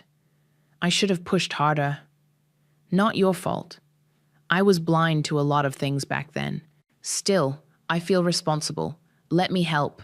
I've got contacts at the Regulatory Commission who should hear about this. I considered it. Sawyer had always been honest, even when it hurt. It's why we'd broken up. He saw through my family's dysfunction before I could admit it existed. Coffee? I offered. I've got documentation you should see. We met at a cafe downtown. He looked the same, steady, solid, trustworthy in his button-down shirt and sensible watch. Holy shit, he said, flipping through Grandma's files. This goes back years. They used my information as collateral for Yara's spa loans, too. Would have kept going if you hadn't stopped them. He looked up. You did the right thing, Kaya. Doesn't feel right. Feels like betrayal. They betrayed you first. He pulled out his phone. I'm texting you my friend's number at the Regulatory Commission. She handles financial fraud cases. My phone buzzed with a different notification. Yara had posted a tearful video. I can't believe my own sister would spread lies about me and our amazing parents. This business was my dream. Now trolls are attacking me because she's jealous of my success. Sawyer watched the video with raised eyebrows. Wow, she's good. Had years of practice playing victim. while you played peacekeeper. He touched my hand briefly. I always wondered why you worked so hard to seem invisible. Now I get it. My phone rang. Penny Reyes from the credit union. Ms. Norton, the bank is referring your case to the State Fraud Unit. Police will be calling for a formal statement. What about the spa loans? Frozen pending investigation. Your sister's business accounts too. I ended the call and looked at Sawyer. It's really happening. You sound surprised. I guess I didn't think anyone would believe me. They never did before. He started gathering the documents, organizing them carefully. You've got evidence now, and witnesses, including me. I'll testify about the credit irregularities I noticed. Why help me? We haven't talked in months. Because you're finally fighting back. He smiled slightly. The Kaya I knew was always strong. She just didn't know it yet. My phone exploded with notifications. Yara had posted again, this time tagging local news stations. Family betrayal. How my sister's false accusations are destroying a female entrepreneur's dreams. She's really pushing the victim narrative, Sawyer observed. Wait for it, I said. Right on cue, Mom commented. We only wanted to help our daughters succeed. This cruel attack on our family is heartbreaking. I showed Sawyer the loan documents again. Notice how the signatures don't match? That's because Mom forged them, all of them. You've got proof? Security footage from the bank, witness statements, even emails discussing the plan. Jesus, he shook his head. They really thought you'd never fight back. They thought I'd stay quiet forever, keep playing the good daughter. And instead, I pulled up the regulatory commission contact he'd sent. Instead, I'm going to show them exactly what the good daughter can do. My phone lit up again. Penny Reyes. Police detective requesting interview tomorrow morning. This is going federal. Are you ready? I thought about Yara's fake tears. Mom's practiced innocence. Dad's strategic silence. Years of manipulation and theft, all hidden behind family first. Tell them I'll be there, I texted back. Then to Sawyer, want to help me prepare my statement? He was already pulling out his laptop. Let's make it bulletproof. Outside, I could see storm clouds gathering. Perfect weather for what was coming. Because this time, when the thunder rolled in, it would be wearing my voice. Mom's meltdown at my office happened on a Tuesday. I was in a meeting when security called. Your mother is in the lobby, causing a scene, the guard said. She's demanding to see you. Through the glass walls, I watched her pacing, designer handbag swinging like a weapon. Her voice carried across the floor. My daughter is destroying this family. I demand to speak to her. My boss touched my shoulder. Take the back exit. HR is handling it. I slipped out while security escorted her away, her threats echoing. You ungrateful child. After everything we've done for you. 2 hours later, HR called me in. We're filing a restraining order. This can't happen again. I nodded, numb. On my desk, my phone showed missed calls from Dad and 3 voicemails from Yara.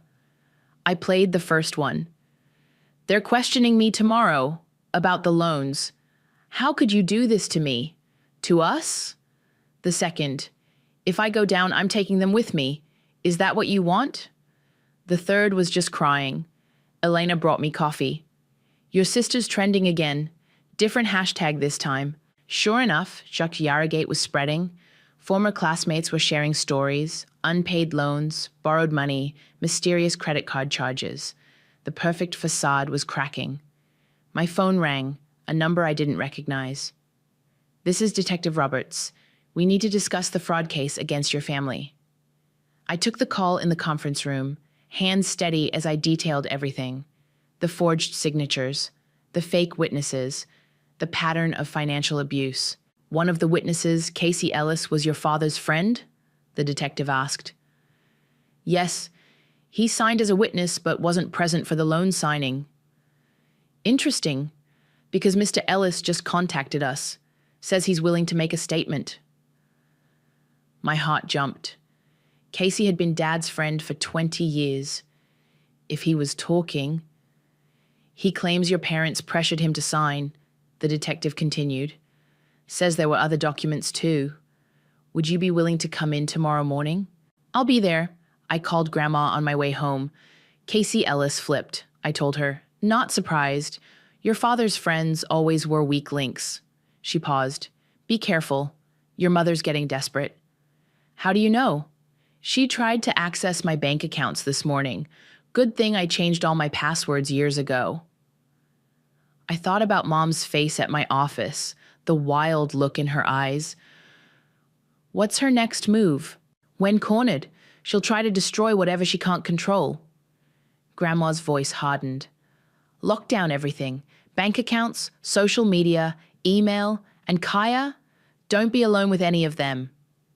That night, the emails started, first from Dad. Princess, please, we can work this out. Your mother is devastated, just drop the charges and we'll pay you back. Then from Mom. I've spoken to our lawyer. If you continue this vindictive campaign, we'll be forced to take action. Don't test me. Finally, from Yara. Hope you're happy. Mom's having anxiety attacks. Dad's not sleeping. All because you can't handle that they helped me instead of you. I forwarded everything to my lawyer without responding. At midnight, my doorbell rang. Through the peephole, I saw Yara, mascara streaked down her face. Please, she begged through the door. Just talk to me. They're going to arrest Mom. I stayed silent. Fine, she screamed. You want to play hardball? Watch what happens when I tell them everything. About Dad's gambling, Mom's secret accounts, all of it. I recorded her rant on my phone, then sent it to Detective Roberts. The next morning, I watched from my office window as police cars pulled up to my parents' house. Mom was let out in handcuffs, still in her tennis outfit. Dad followed, head down, in his own set of cuffs. My phone buzzed. A text from Yara. They arrested them. This is all your fault. Then from an unknown number. Ms. Norton, this is ADA Matthews. We need you to come in. Your sister made some interesting statements during questioning. I grabbed my keys, my hands finally shaking. This was it. The point of no return. The moment when family secrets became public record. In my car, I found a note tucked under the windshield wiper. Dad's handwriting. We only wanted what was best for the family. I'm sorry it came to this. Too little, too late. I crumpled the note and started the engine. Time to tell the truth, all of it, and let the consequences fall where they may. Because family secrets are like poison. They only stop killing when exposed to light. The courthouse hallway felt endless. My heels clicked against marble as I walked toward courtroom C, where my family waited. Sawyer and Eleanor flanked me like guards. Ready? Elena squeezed my hand. I nodded, unable to speak. Inside, Mom sat with her lawyer, perfectly coiffed, even in her Navy courthouse suit. Dad slumped beside his own attorney, looking aged. Yara perched in the gallery, scrolling through her phone. The charges were read like a shopping list. Identity theft, bank fraud, wire fraud, conspiracy. Mom's face remained frozen in practiced innocence. Dad stared at his hands. Your Honor, the prosecutor began, we have documented evidence of a systematic scheme to defraud Ms. Norton of over $50,000. Yara's phone clicked loudly as she typed, probably live tweeting her own victim story. Then it was my turn to testify. Please state your name for the record. Kaya Norton. Can you identify the defendants? My mother, Daphne Norton. My father, Bryson Norton. And did they have permission to use your personal information to obtain loans? No. Did you authorize any of these transactions? No. What was the first indication something was wrong? I described the mortgage rejection, the credit report, the confrontation. With each detail, Mom's mask cracked slightly. She's lying, Yara suddenly shouted from the gallery. They were helping me start my business. She's just jealous. Order! The judge banged his gavel. One more outburst and you'll be removed. The evidence mounted. Bank records, forged documents, security footage. Casey Ellis's testimony about being pressured to witness signatures. Grandma's documentation of the pattern stretching back years. The state offers a deal, the prosecutor announced. In exchange for full restitution and dropped charges, the defendants must admit guilt and agree to financial monitoring. Mom's lawyer leaned in to whisper. She shook her head sharply. My client maintains her innocence, he said. This is a family misunderstanding. Misunderstanding? I stood up. You stole my identity. You destroyed my credit. We gave you everything, Mom finally exploded. A good home, education, opportunities, and this is how you repay us? By betraying your family? Order! The judge's gavel cracked like thunder. The defense rejects the deal, Mom's lawyer stated. Very well. The judge shuffled papers. Based on the evidence presented, I'm binding this over for trial. Defendants will surrender their passports. Mrs. Norton, given the flight risk and pattern of behavior, bail is denied. Mom's face went white. You can't do this. I have tennis tomorrow. Officers, take the defendant into custody. As they led Mom away, she turned to me. You ungrateful little... Mrs. Norton, the judge warned. Dad stood to follow his lawyer out. He paused beside me. Princess, he whispered. It wasn't supposed to be like this. No, I agreed. It wasn't. Yara stormed up, mascara running. Happy now? You've ruined everything. You ruined it, I said quietly, when you decided my future was worth less than your Range Rover. It was just money. It was my life, my dreams, my trust. We're family. Not anymore. She reeled back like I'd slapped her. You don't mean that. Watch me. Outside the courthouse, reporters waited with cameras. Yara pushed past them, already crafting her social media narrative. Dad shuffled to his car, shoulders bent. Mom was led to a police transport van, still protesting her innocence. Elena hugged me. You did it. Did I? My voice cracked. Then why does it feel like I lost everything? Because you did, Sawyer said gently. But you gained something too. What? Freedom. Later that night, I drove past the condo complex I'd dreamed of buying. A for sale sign still stood in front of Unit 12B. I parked and walked to the window, pressing my hand against the cool glass. Next year, I whispered. When my credit's cleared. When the restitution comes through. When I'm free. My phone buzzed. A text from Grandma.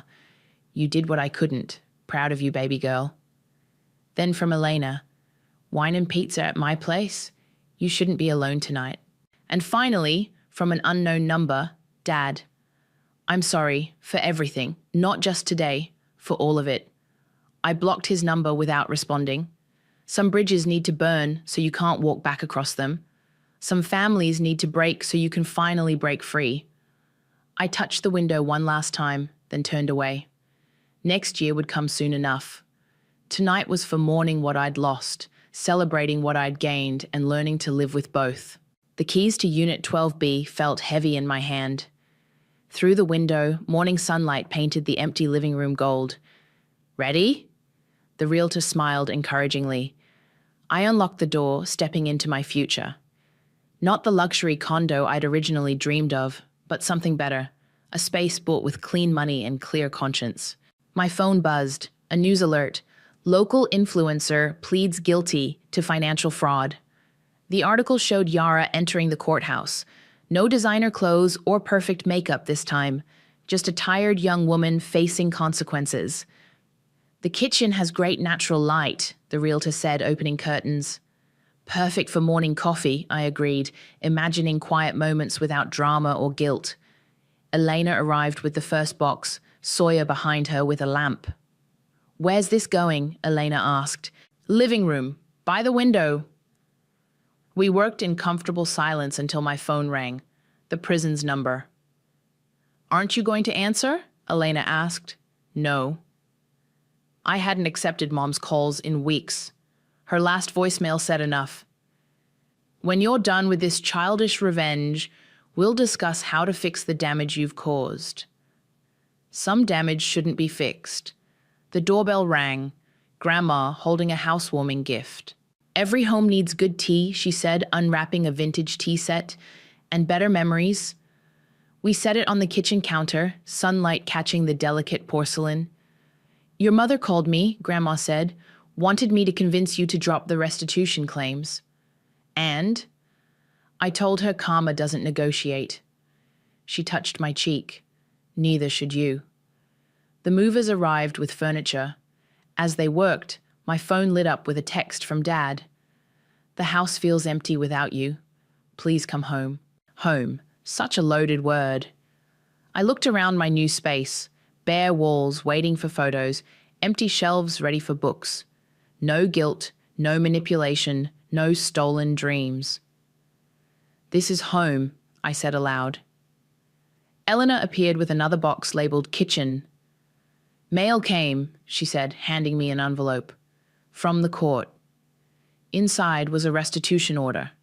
Mom and Dad would be paying back every penny with interest. Yara's assets were being liquidated. The Range Rover was already sold. Justice looks good on paper, Sawyer commented, reading over my shoulder. Looks better in reality, I replied, pinning the order to my new fridge. The movers finished. Elena ordered pizza. We sat on my floor, sharing slices and stories, when another text came through. An unknown number. It's Casey Ellis, the message read. Your father asked me to check on you. He's worried. I typed back, I'm not his concern anymore. He knows. Just wanted you to know he's getting help. Gambling addiction counseling. Too little, too late. I blocked the number. Grandma poured tea in her vintage cups. Your mother used to serve tea like this before the greed took over, back when she was still my daughter. Do you miss her? I asked. I miss who she was, not who she became. She sipped carefully. Just like you'll miss who they were supposed to be, not who they chose to be. The sun was setting when everyone left. Alone in my new space, I unpacked the last box, photos Elena had rescued from my old apartment. Mom teaching me to ride a bike, Dad at my graduation, Yara and me building sandcastles. Happy moments that felt like lies now. I set them aside, replacing them with new photos. Elena and me at wine night, Sawyer helping me move, Grandma in her garden, chosen family. My phone buzzed one last time. Yara's final Instagram post before her sentencing. Sometimes the hardest lessons come from our own choices. I'm sorry, sis. Too late, I know, but true. I didn't respond, but I didn't block her either. Some doors need to stay closed, but maybe not locked forever. Outside my window, the city lights blinked on. My reflection looked back at me, stronger, clearer, free of the weight of false obligations. They say revenge is a dish best served cold. But this wasn't revenge anymore. It was resurrection, rising from the ashes of what they burned, building something new from the ruins of their lies. I made tea in Grandma's vintage cup, stood by my window, and watched night fall on my new beginning. They thought revenge was fire, but it wasn't. It was ice. It was standing right where they said I'd never be, warming my hands from the burn they made, and finally feeling the frost of their actions freeze their power over me. I took another sip of tea. Tomorrow would bring what it brought. But tonight I was home. You're wasting your life with those silly designs, my mother spat, tossing my portfolio across the dining room table. The carefully arranged sketches scattered like autumn leaves, some floating to the floor where coffee had spilled earlier. I watched a particularly detailed evening gown design land in the brown puddle, bleeding ink across the marble tiles. My name is Stacy, and that was the last dinner I ever had with my family. Mom, please, I said, dropping to my knees to gather the drawings. These aren't just doodles. I've been accepted to the Fashion Institute. I can make this work. Make what work? Stephanie, my older sister, smirked from her seat. Playing dress-up while the rest of us live in reality? She waved her Yale law acceptance letter like a victory flag. Dad cleared his throat, straightening his tie the way he always did before delivering bad news to his employees. Stacy, we've made a decision. The house is being remortgaged to cover Stephanie's law school tuition. There's nothing left for whatever this is. He gestured vaguely at my ruined portfolio. Nothing left? I echoed, my voice hollow. You're spending $300,000 on her degree, but you won't even consider helping me with a $30,000 program, because her degree will lead to a real career. Mom slammed her hand on the table, making the china rattle. Look at yourself, 22 years old and still playing with colored pencils. When I was your age, you were already married to Dad and planning the perfect family, I finished. Yeah, I know. Except I'm not you, Mom. I don't want to be you. The silence that followed was deafening. Get out! Mom's voice was ice. If you're so determined to throw your life away, do it somewhere else. We won't fund this delusion. Stephanie's triumphant smile made my stomach turn. Don't worry, sis. When I'm a successful attorney, maybe I'll hire you to design my courtroom outfits. I stood up slowly, clutching my damaged sketches. You know what? Keep the money. Keep your perfect little family dynamic. I'll make it on my own. With what? Dad scoffed. Your bank account has maybe $200 in it. You have no skills, no connections. I have talent, I cut him off, and determination. Sometimes that's enough. Mom laughed, that cruel, tinkling sound I'd grown to hate. Talent? Sweetheart, I've seen better designs in department store catalogs. You're not special. You're just stubborn. I ran upstairs to my room, throwing essentials into a suitcase. Clothes, my laptop, and my most precious possession. A vintage sewing machine I'd bought with 2 years of babysitting money. The rest of my supplies would have to stay behind. When I came back down, Stephanie was popping champagne with our parents. To Yale! She exclaimed, not even looking my way. To reality checks, Mom added, raising her glass. I walked out without saying goodbye, dragging my suitcase behind me. The late summer air was thick with humidity, and somewhere in the distance, thunder rolled. Perfect weather for a dramatic exit, I thought bitterly. At the end of the driveway, I stopped at the garbage bins. My portfolio was beyond saving, coffee-stained and torn. With trembling hands, I dropped it into the trash, watching years of work disappear into the darkness. Excuse me, a voice said behind me. Are those fashion sketches? I turned to find a woman in her 50s, elegant in a crisp white blazer, peering into the bin. She reached in and pulled out one of my designs, a red cocktail dress with an asymmetrical neckline. They're nothing, I said quickly, embarrassed. Just some silly drawings. She held the sketch up to the streetlight, examining it with intense focus. Silly? This is innovative. The structure, the flow. Who taught you? No one. I taught myself. She pulled out a business card, offering it with perfectly manicured fingers. I'm Margaret from the Fashion Forward Foundation. We fund promising new designers. Call me tomorrow. That is, if you're serious about turning these silly drawings into something real. I took the card, my hand shaking. Behind me, laughter erupted from the house, my family, celebrating their version of success without me. Thank you, I managed to say, but Margaret was already walking away, her heels clicking purposefully on the pavement. I looked down at the card, then back at my childhood home. The porch light flickered once, twice, like the universe sending me a signal. Sometimes the world has a funny way of catching you when you fall. Or maybe it's just karma, setting the stage for what comes next. I pulled out my phone and booked a one-way ticket to Los Angeles. It was time to show them exactly what silly drawings could become. Los Angeles wasn't kind in those first few months. I worked the morning shift at a coffee shop, the afternoon shift at a fabric store, and spent my nights hunched over my sewing machine in a cramped studio apartment I shared with 2 other girls. "Order up!" I called out, sliding a latte across the counter. The customer, a fashion blogger I recognized from Instagram, didn't even look up from her phone. I watched her walk away in a dress that probably cost more than my monthly rent. During breaks, I sketched designs on napkins and receipt paper. My manager caught me once, rolling her eyes. "Honey, we all have dreams in LA. But right now, you're paid to serve coffee, not daydream." That night, I posted my first design on Instagram under the name Iris Noir. Just a simple black dress with an unexpected cutout back.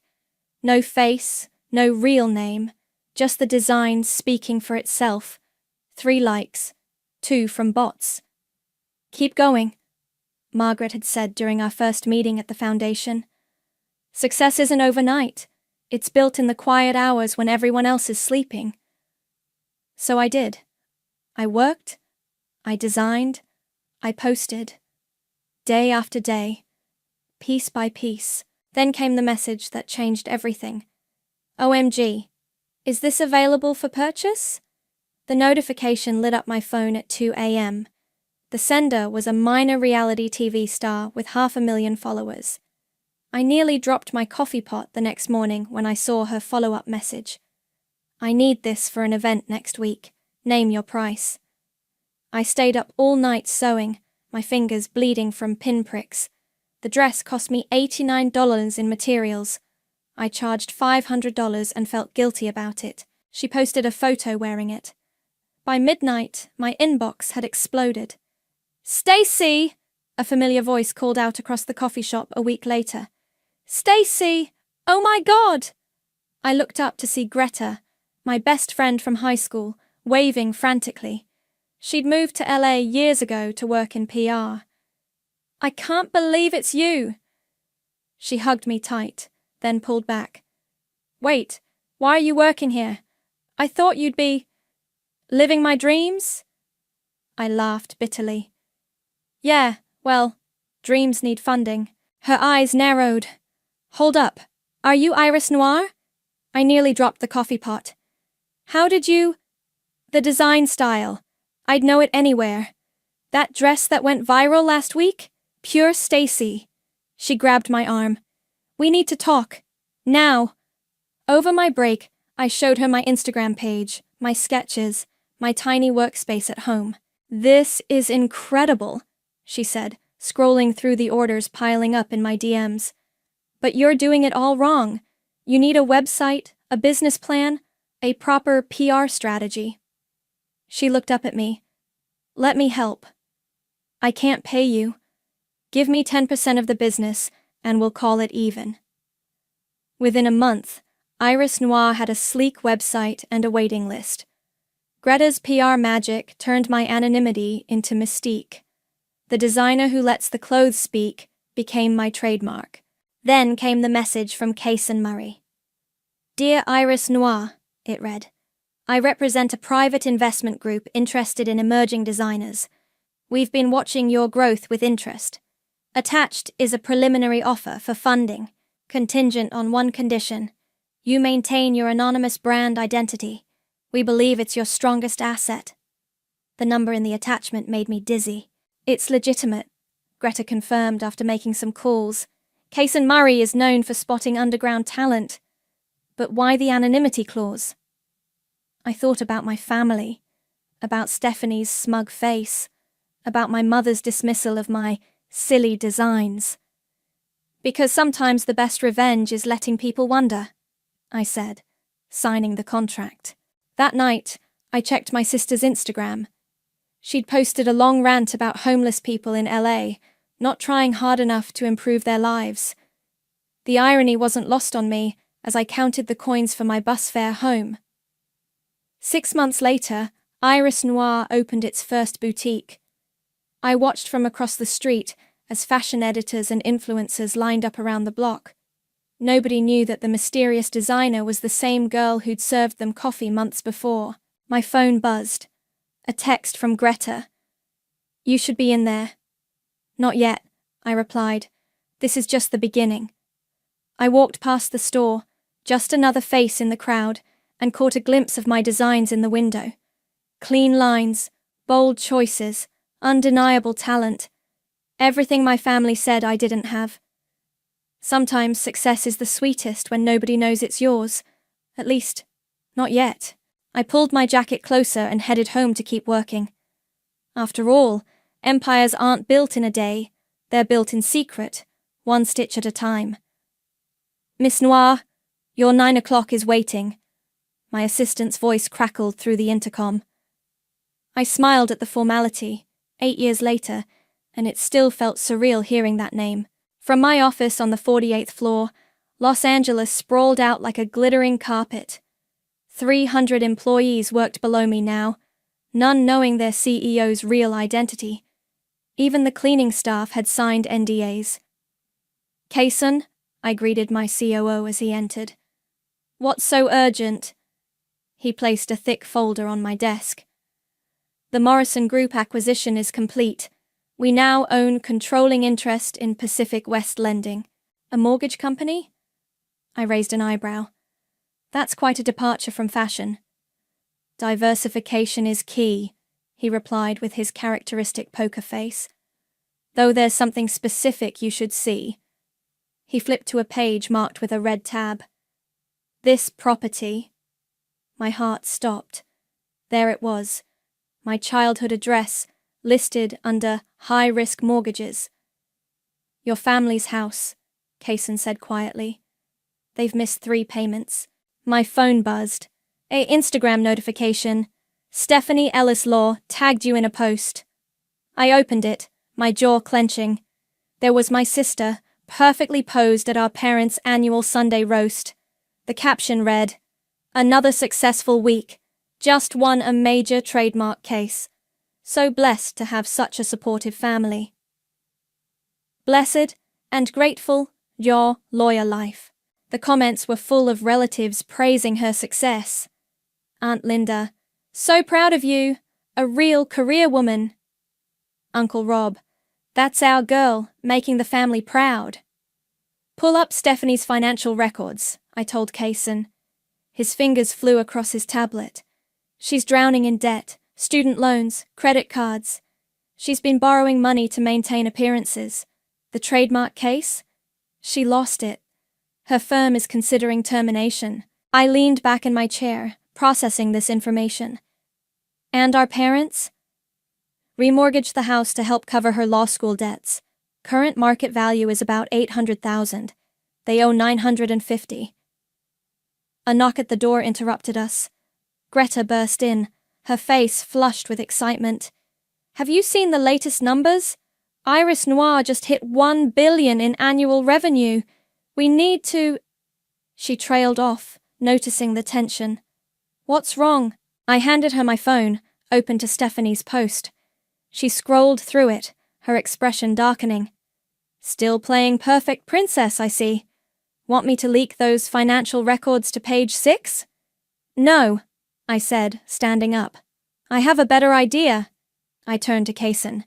"What happens if Pacific West raises their interest rates?" He adjusted his glasses. "Under the terms of their mortgage, we could legally triple their monthly payments." "Do it." "Stacy," Greta warned. "Are you sure? This is justice," I finished. 8 years ago, they chose to bet everything on Stephanie.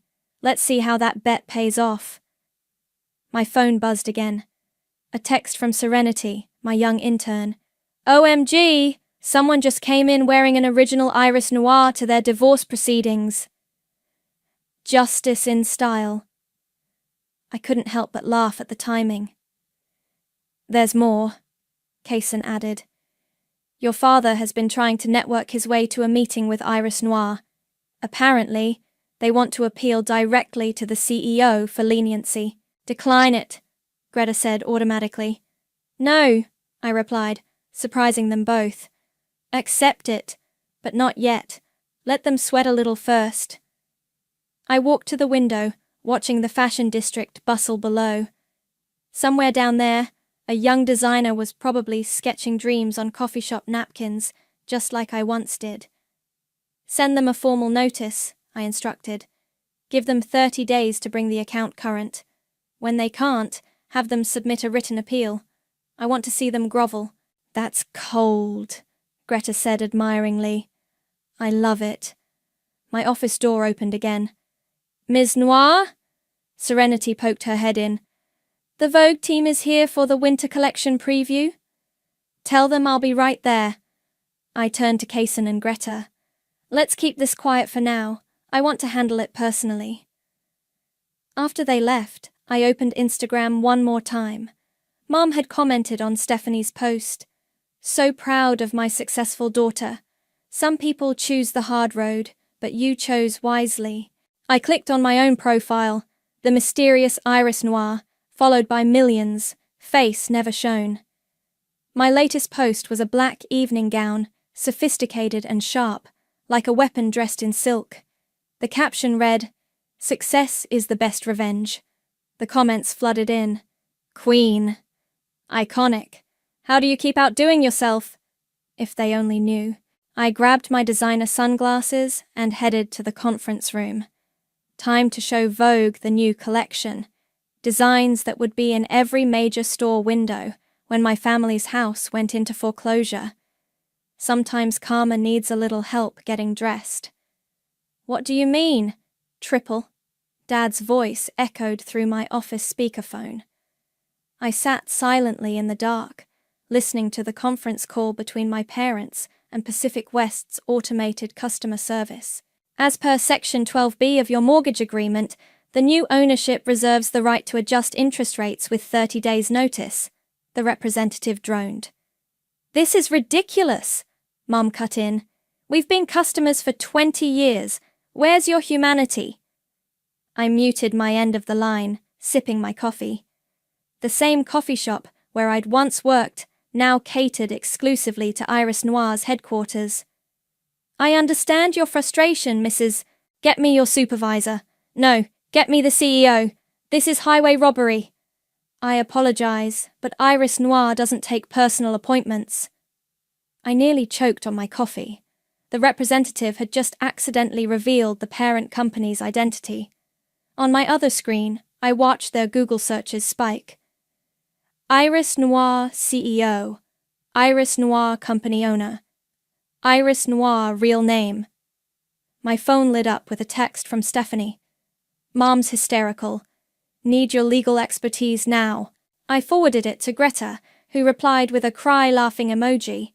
A knock at my door. Ms. Noir. Serenity entered with a stack of papers. The appeals are starting to come in. Your family's is on top.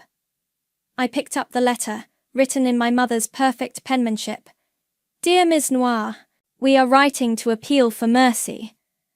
Our daughter Stephanie, a promising young attorney, is facing some temporary setbacks. We've invested everything in her future. Surely, as a successful businesswoman, you understand the importance of supporting real career paths. The letter slipped from my fingers. Are you okay? Serenity asked, concerned. They still don't get it, I whispered. After all these years, they still think... I stopped myself. Thank you, Serenity. That will be all. Later that afternoon, Greta burst into my office. You need to see this. Stephanie just posted a TikTok rant about predatory lending practices. She's trying to rally support against Iris Noir. I watched the video. My sister, makeup perfect despite her distressed appearance, calling for a boycott of our brand. The irony was delicious. She's got 200 views, Greta snorted. We get that many sales every minute. My office phone buzzed. Ms. Noir, there's a Mr. Stanley on line 1. He says he's an old friend of Judge Morrison. Dad, pulling strings. Always the businessman. Put him through. I deepened my voice slightly, the way I did for all business calls. This is Iris Noir. Ms. Noir, thank you for taking my call. Dad's voice was all smooth professionalism. I believe we have a mutual friend in Judge Morrison. The judge mentioned you. I lied. Something about a desperate situation. He cleared his throat. My family's in trouble. This interest rate increase, it would destroy us. We're good people, Ms. Noir. We've worked hard, made sacrifices. Sacrifices? I couldn't help myself. Like choosing one child's future over another's? Silence. I don't understand. Just curious. Do you have other children besides the lawyer? That's rather personal, he stammered. But yes, we had another daughter. She chose a different path. And how did that work out? She disappeared, probably homeless in LA somewhere, chasing pipe dreams about fashion. He laughed nervously. But about our mortgage. Mr. Stanley, I cut in, my voice ice cold. I'll tell you what. I'll meet with you and your family. Next Thursday, 2 p.m.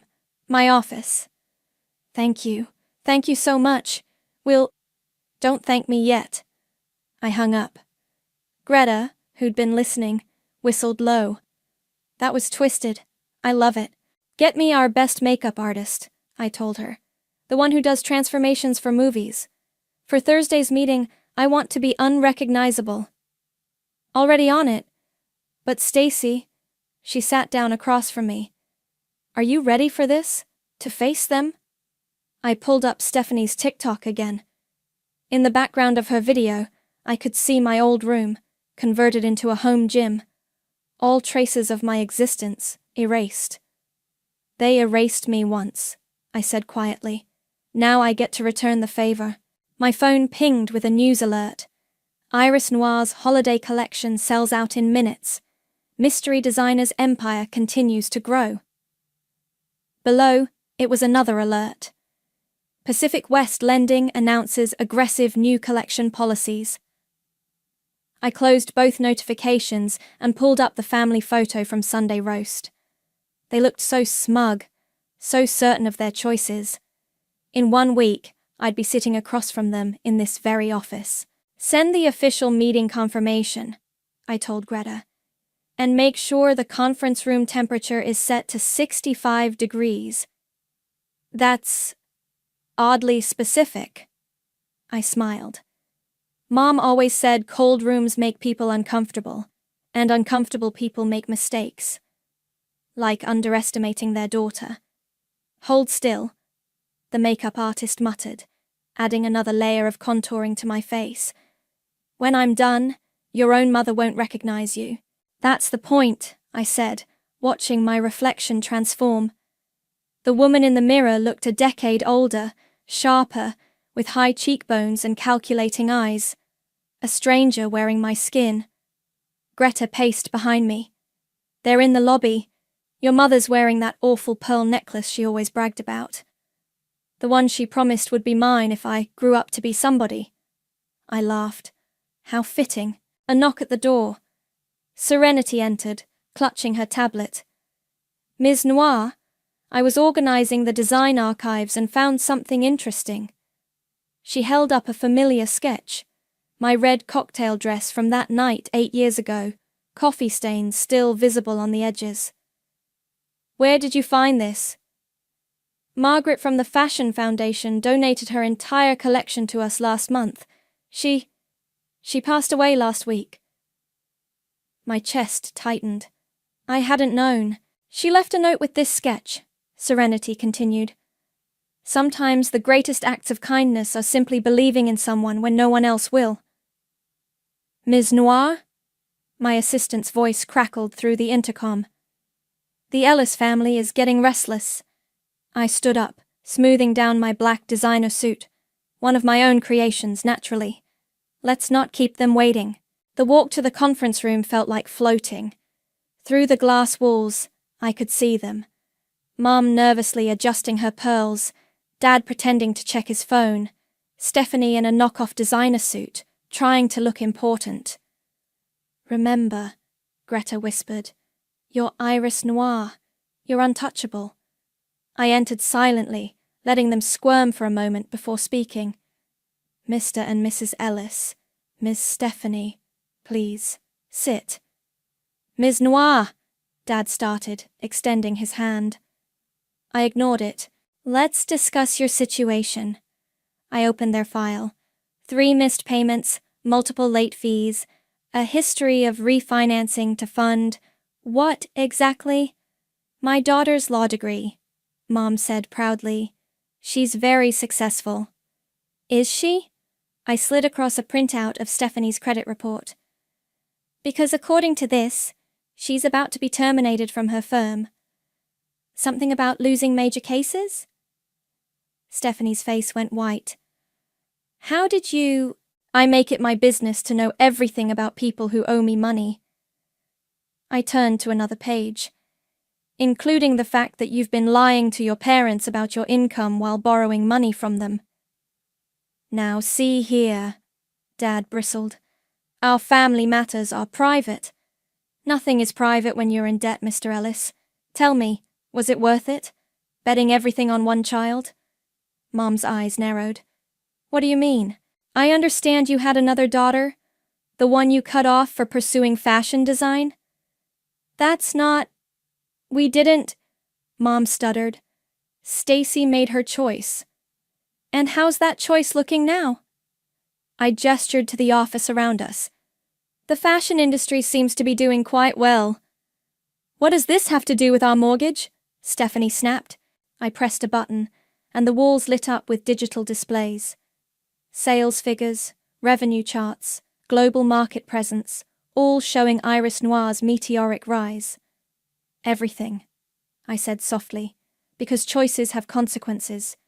You chose to believe in law degrees over creativity, in status over talent, and now you're at the mercy of someone who built an empire out of silly designs.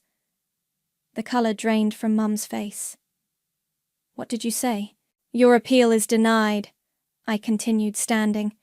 You have 30 days to bring the account current, or foreclosure proceedings will begin. Please, Dad begged. We can work something out. Maybe if we could speak to Stacy, get her to help.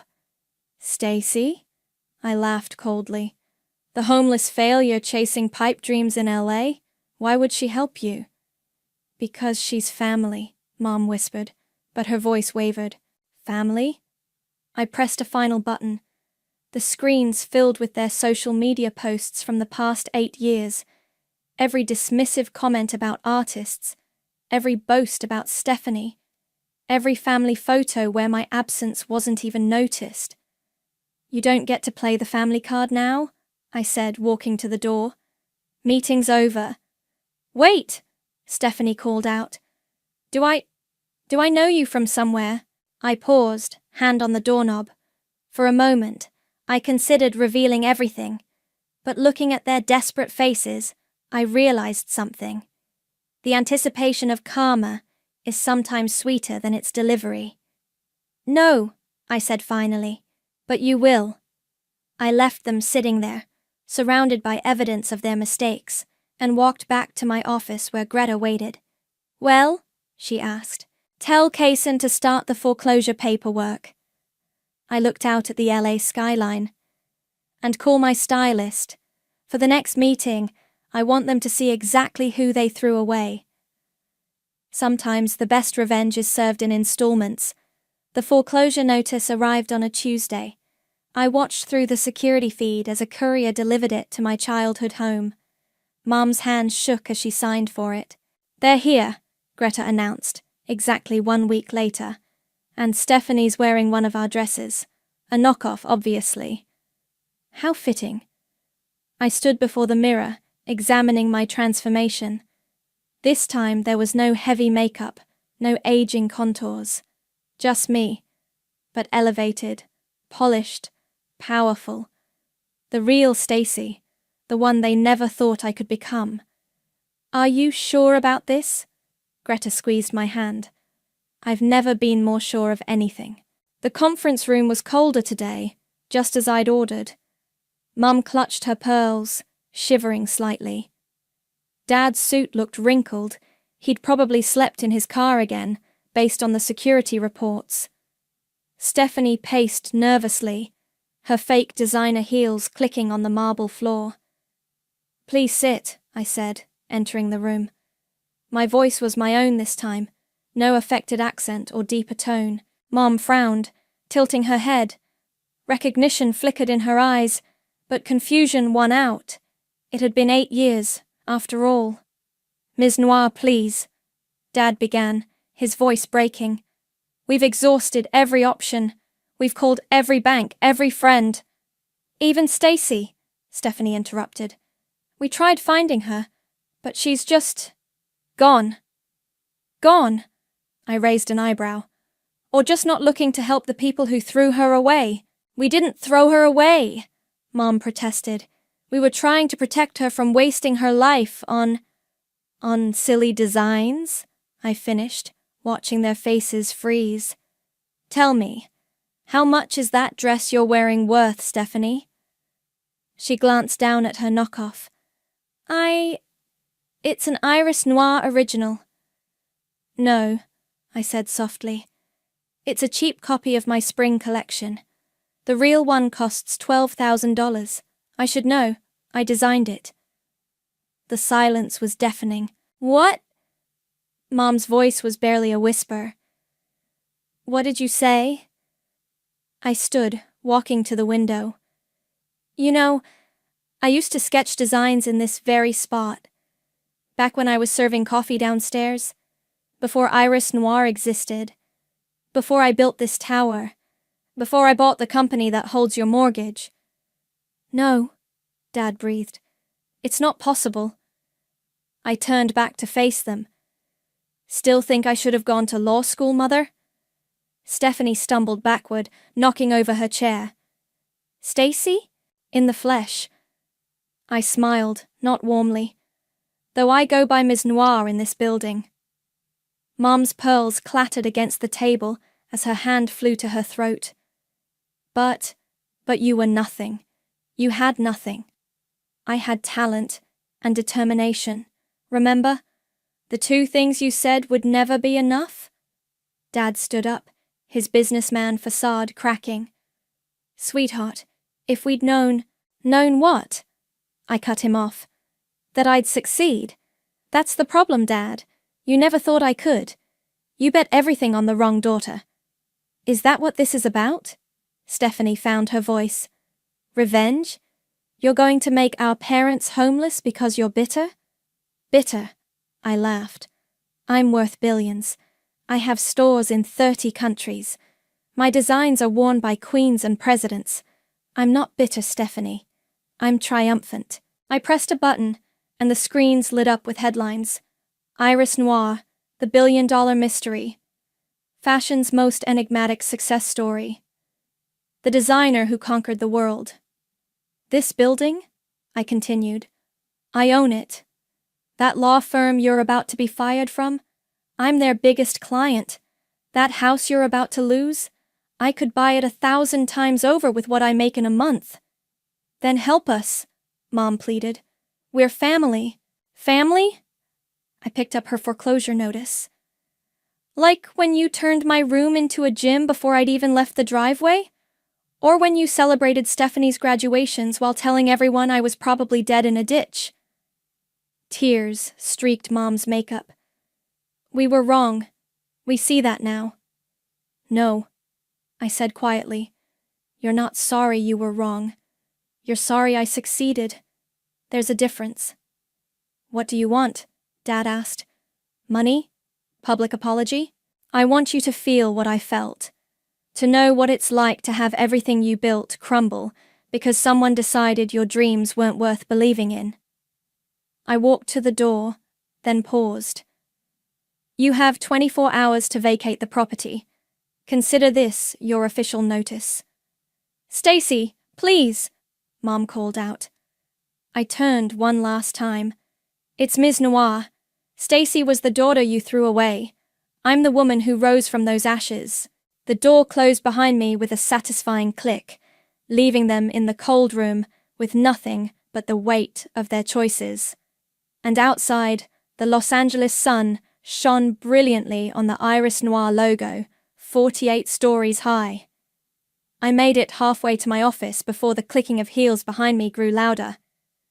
"You vindictive bitch!" Stephanie's voice echoed through the hallway. Security moved to intercept her, but I held up my hand. "Let her through." She stormed into my office, mascara streaking down her face. "You orchestrated all of this. You bought that loan company just to destroy us." "Funny how karma works, isn't it?" I settled behind my desk. "Almost as funny as your fake designer dress. I lost everything because of you." "No," I corrected her. "You lost everything because you couldn't admit failure. How many cases did you actually win this year, Stephanie? 2? 3? The door burst open again. Mom and Dad rushed in, security guards trailing helplessly behind them. "Enough!" Dad shouted. "You've made your point, Stacy. You're successful. You won. Now stop this madness." I pressed the intercom. "Greta, bring in the file." Moments later, Greta entered with a thick manila envelope. She shot my family a disgusted look before placing it on my desk. "What's that?" Mom asked, her voice trembling. 8 years of receipts. I started laying out papers. Every nasty social media post. Every time you told relatives I was probably dead or homeless. Every celebration photo where you proudly proclaimed having one perfect daughter. Every loan you took out to maintain Stephanie's facade of success. "We were worried about you," Mom whispered. "Really?" I pulled out my phone, playing a saved voicemail. Mom's voice filled the room. "Honestly, Linda, it's better she's gone. At least now we can focus on our real achiever." Mom's face crumpled. I didn't mean..." "You meant every word." I stood up. "Just like you meant it when you said I'd never be more than a seamstress begging for coins." Stephanie slumped into a chair. "So what happens now? You throw us out on the street? Destroy our lives completely? You did that yourselves." I walked to the window. "The house goes up for auction next week. Stephanie's firm will receive an anonymous tip about her falsified case records. And you," I turned to my parents, "will finally understand what it feels like to have nothing." "We're still your parents," Dad tried. "Parents?" I laughed. "Parents support their children. Parents believe in dreams. You were just investors who backed the wrong horse. And what about you?" Stephanie shot back. "Living behind a fake name, hiding your face for years. Some success story." "I hid because I wanted to succeed on pure talent," I replied. "No family connections, no handouts, no advantages, just skill and determination. The 2 things you said I lacked." "Please," Mom stepped forward. "Give us another chance. We can be a family again." "A family?" I pressed another button on my desk. The walls lit up with photos. Me at fashion shows, accepting awards, opening stores worldwide. I built my own family. People who believed in me. People who saw my worth. The door opened again. Serenity entered, freezing when she saw the scene. "I'm sorry, Ms. Noir. I didn't know..." "It's okay, Serenity. What is it?" "Vogue is here for your cover shoot. They're waiting in the studio." Mom's eyes widened. "Cover shoot?" "Yes," I smiled. "Iris Noir is finally revealing her identity. Imagine the headlines. Disowned daughter builds billion-dollar empire." "You can't," Stephanie gasped. "The humiliation." "The truth," I corrected. "Sometimes it hurts worse than any revenge." I gathered my things, heading for the door. "Security will escort you out. Don't bother trying to contact me again. As far as I'm concerned, you stopped being my family the day you chose status over love." "Stacy!" Dad called out, his voice breaking. "How could you do this to us?" I paused at the doorway, thinking of that night 8 years ago, of coffee-stained sketches and broken dreams. "I learned from the best, Dad. You taught me exactly how to throw away family." The door closed behind me, but not before I heard Mom's sobs. Greta fell into step beside me. "The Vogue team is ready," she said. "Are you sure about going public?" I thought about the young designers out there, the dreamers being told their passions were worthless. Yes, it's time the world knew that sometimes the biggest success stories start with someone saying you'll never make it. We walked toward the studio, leaving behind the wreckage of my former family. Sometimes revenge isn't about destroying someone else. It's about rebuilding yourself so completely that they don't recognize what they threw away. And sometimes the best revenge is letting them watch you shine. The Vogue cover hit newsstands on a crisp autumn morning. My face, proud, unapologetic, and very much alive, stared out from every magazine rack in the country. The designer they doubted, Iris Noir, reveals all. The phone hasn't stopped ringing, Greta said, dropping a stack of messages on my desk. Every talk show in America wants you. Ellen, Oprah, The View. I was about to respond when Serenity burst in. Ms. Noir, you need to see this. She held up her phone. A GoFundMe page titled, Help the Ellis Family Recover. The description, written by Stephanie, painted a tragic tale of a vengeful daughter destroying her loving family over a simple misunderstanding. It has $12, Serenity added, and one of those was from me because I felt bad. I couldn't help but laugh. Have you checked on them? They're staying at a Motel 6 off the highway, Greta reported. Stephanie's been disbarred for ethics violations. Your mother tried selling her pearls, but they turned out to be fake. The irony wasn't lost on me. Ms. Noir, my assistant's voice crackled through the intercom. There's a young woman here. Says she was kicked out by her parents for wanting to be a painter. I stood up immediately. Send her in. The girl couldn't have been more than 18, clutching a worn portfolio much like I once had. Her eyes widened when she recognized me from the magazine cover. I'm sorry, she stammered. I read your story, and I thought maybe... Show me, I said softly. She spread her paintings across my desk, vibrant, raw, full of the same hunger I once had. My parents say art isn't a real career. They won't help with art school, and you're not going to let that stop you. I pressed the intercom again. Call the foundation. Tell them we have our first scholarship recipient. The girl's eyes filled with tears. Really? Really? I handed her a tissue. On one condition. When you make it, help the next dreamer they try to silence. After she left, clutching acceptance papers and crying happy tears, Greta gave me a knowing look. That was you, wasn't you? 8 years ago? Maybe, I smiled, but she'll write her own story. My phone buzzed, a text from Dad. The motel wants us out. Please, just talk to us. Delete. Another buzz. Mom this time. I sold my wedding ring. Was that worth enough revenge for you? Delete. Stephanie. I hope you're happy. You destroyed everything. I started to delete this one too, but instead, I typed back. No, Stephanie.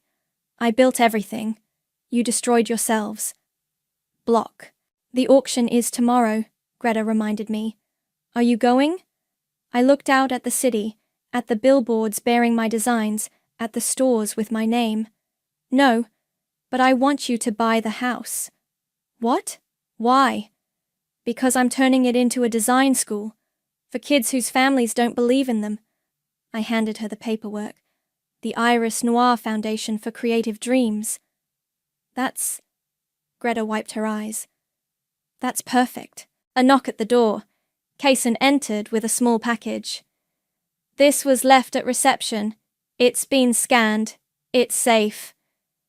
Inside was a coffee-stained sketch, my original red cocktail dress design, and a note from Margaret's estate. She kept this all these years. Said it reminded her that sometimes the greatest designs come from broken dreams. I pinned the sketch on my wall, right next to the Vogue cover. Ms. Noir? Serenity poked her head in. The Today Show is calling again. They want to know what you'd say to your family if they're watching.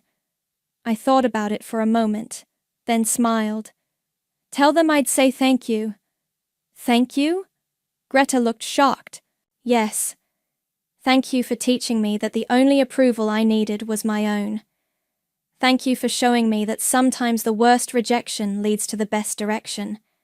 And thank you for proving that success isn't about who believes in you at the beginning. It's about who you become despite them. I picked up a pencil and started sketching. A new design was forming. Something bold, uncompromising, free. And serenity? Tell them one more thing. What's that? Tell them that sometimes the best revenge isn't about getting even. It's about getting better, and then helping others do the same. Outside my window, a young designer walked out of the building, clutching her acceptance papers, ready to prove someone wrong. Just like I did. Just like I always will. Because some dreams are too beautiful to silence, and some victories are best celebrated by holding the door open for those coming up behind you. That's the real power of revenge, turning it into revolution. I always thought family meant unconditional love until I checked my bank balance that Tuesday morning. The number staring back at me wasn't just wrong, it was impossible. I refreshed the page 3 times before the reality sank in. $47,000 of my savings had vanished. My name is Yara, and I'm the responsible one, the reliable daughter, the one who always said yes when my family needed help. That's probably why I agreed to the joint account in the first place. For emergencies, Dad said. To keep the family safe, Mom added. I was 29, a senior software engineer, and I'd been saving for my own house since I graduated college. I called my father first. No answer. Then my mother. Straight to voicemail. My hands were shaking as I dialed my brother Tristan's number, but I already knew he wouldn't pick up. He never did.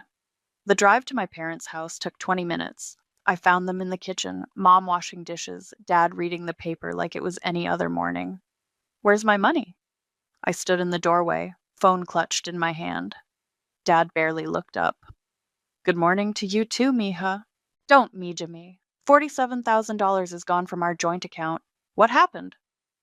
Mom turned off the faucet, drying her hands slowly on a dish towel. Yara, honey, sit down. We need to talk. No, I don't want to sit. I want answers. Dad folded his newspaper deliberately. Your brother needed help. We handled it. The room started spinning. Handled what? Tristan got into some trouble with gambling debts.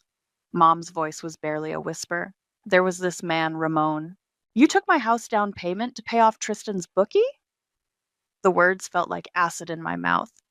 We had no choice, Dad snapped. This man was dangerous. Tristan could have been hurt. And what about me? That was my money, my future. Mom started crying, her go-to move whenever things got uncomfortable. You're being selfish, Yara. This is family. Tristan needed us. Selfish? I laughed, but it came out more like a sob.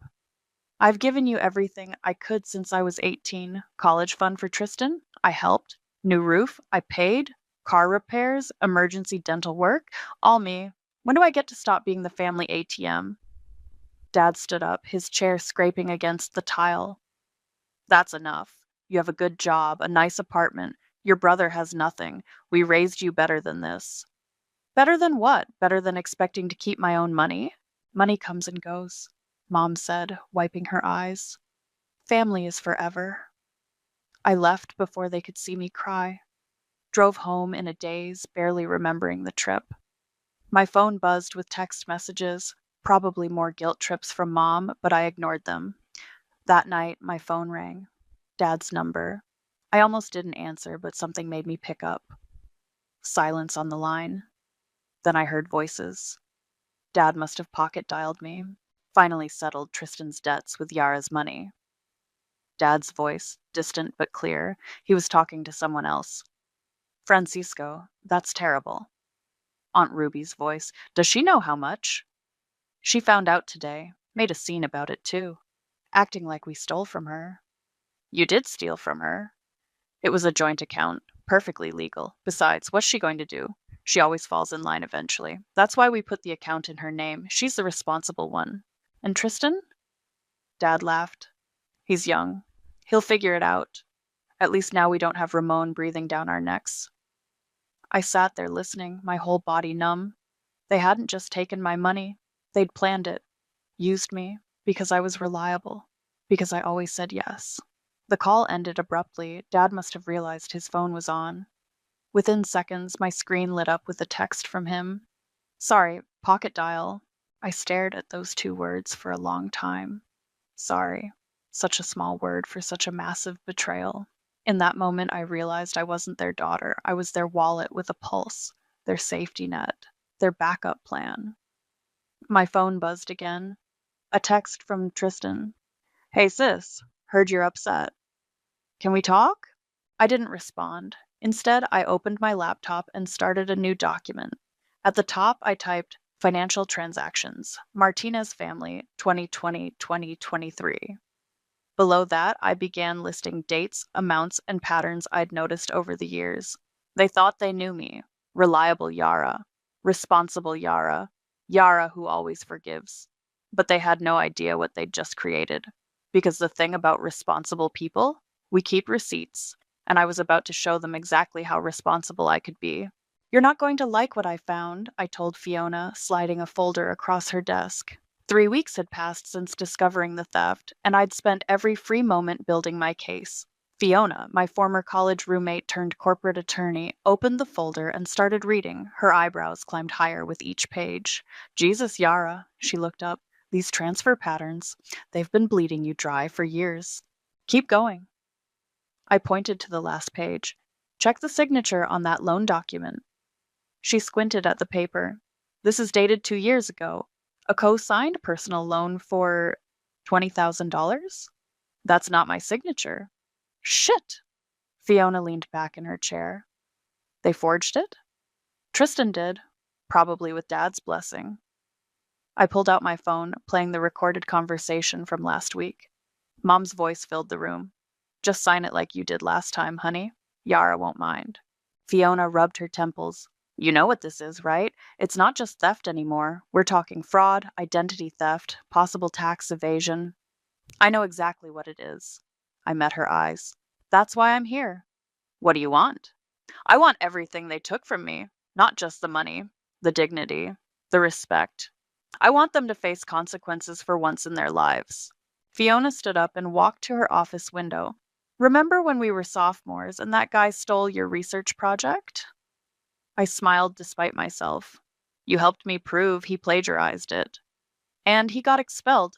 She turned back to me. This is bigger than that, Yara. This is family. If you start this fight, there's no going back. No family dinners, no holidays, no reconciliation. They already killed all that when they stole my future. A memory hit me suddenly, standing in my parents' backyard 3 years ago, watching workers replace the roof. I'd just sold my travel fund, money I'd saved for a dream trip to study abroad in graduate school. Mom had hugged me, saying how blessed she was to have such a giving daughter. Now I wondered if they'd use that money for Tristan too. Fiona, I said quietly, I need your help, but I need to do this right. She sat back down, pulling out a legal pad.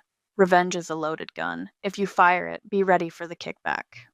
I'm ready. Okay. She started writing. First, we document everything, every transfer, every forged signature, every recorded conversation. Then we start building the paper trail. My phone buzzed. Another text from Mom. Family dinner Sunday? Tristan misses you. I showed it to Fiona. Don't respond, she advised. From now on, everything goes through me. No direct contact unless absolutely necessary. What's our first move? The bank. She tapped her pen against the desk. That joint account? We're going to have it audited. Every transaction flagged as suspicious. Every gift over the tax-free limit reported.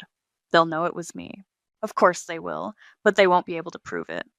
She leaned forward. Listen carefully, Yara. I can help you, but after this, you don't go back. You hear me? This ends with them facing real consequences. My phone buzzed again. Dad this time. Your mother's crying because you won't answer her texts. Is this how we raised you? I turned off my phone. Tell me what to do next, I said. Fiona handed me a business card. This is Sandra from the bank's fraud division. Call her tomorrow. Express concern about unauthorized transfers from your joint account.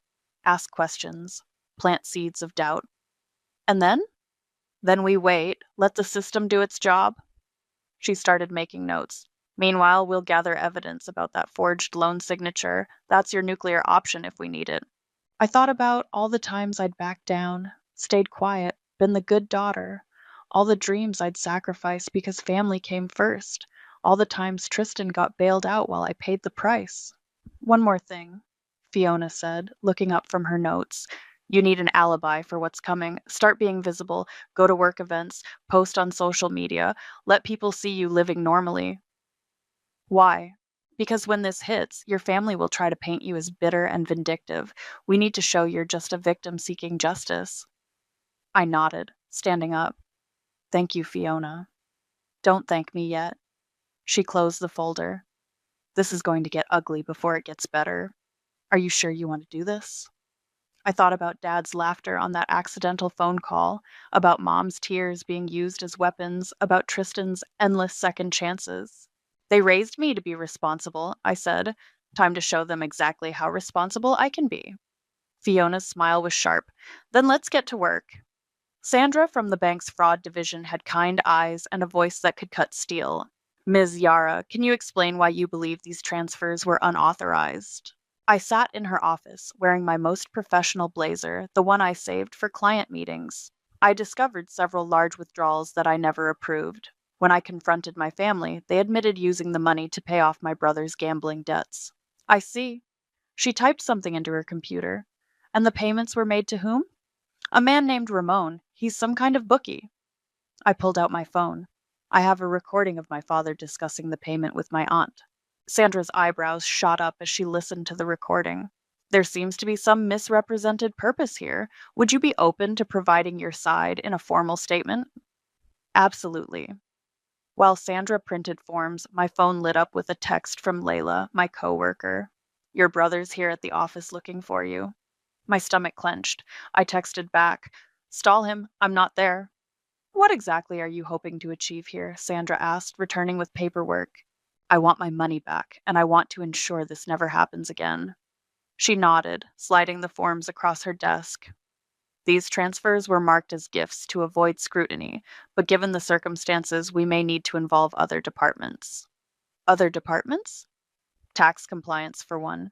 Gifts over $15,000 require proper documentation. These weren't gifts, they were unauthorized transfers to a gambling operator. My phone buzzed again. Layla. He's gone. Said to tell you he needs help with something urgent. I bet he did. After leaving the bank, I drove straight to Fiona's office. She was on the phone when I walked in, but her expression told me everything. Just got off with my contact at the county records office, she said, hanging up. Your parents put up their house as collateral for a private loan. Guess who the lender is? Ramon? Bingo. They used their home equity to secure a gambling debt. Very illegal, especially since Ramon isn't a licensed lender. I sank into a chair. Why would they risk their house? Because they thought they had you as backup. Fiona pulled up something on her computer. Look at this. I found a secondary account under your father's name. It's linked to an offshore bank.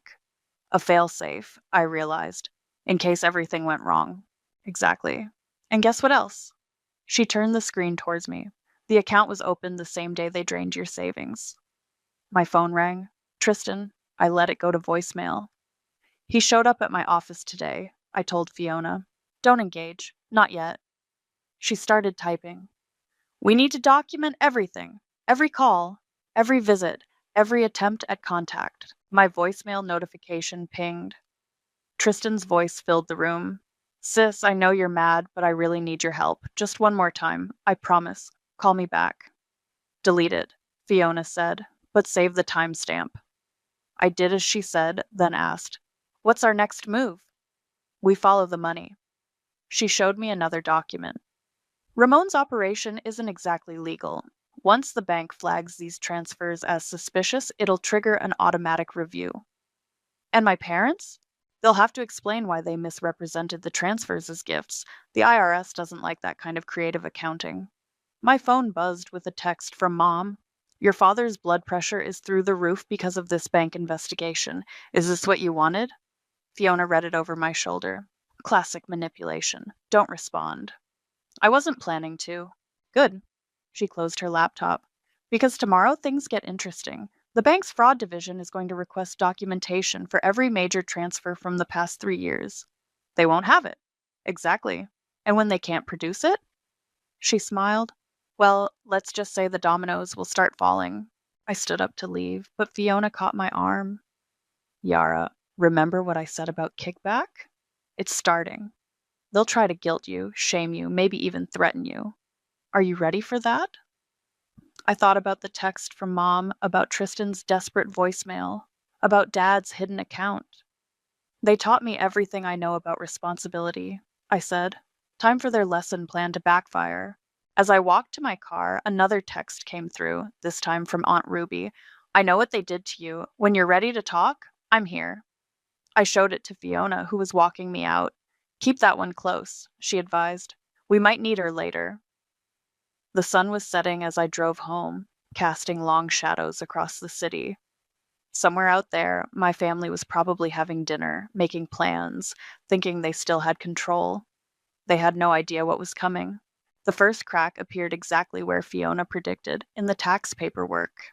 I was at work when my phone lit up with her message. They filed the transfers as gifts. IRS flagged it. Meeting in 20? I found her in her office, surrounded by documents. Your parents filed 6 separate gifts to Tristan last year, she said without looking up. All just under the reporting threshold. Very convenient. Too convenient? Way too convenient. The IRS loves patterns like that. She handed me a paper. They call it structuring. It's a huge red flag. My phone rang. Tristan again. This time I answered and put it on speaker. Sis, his voice cracked.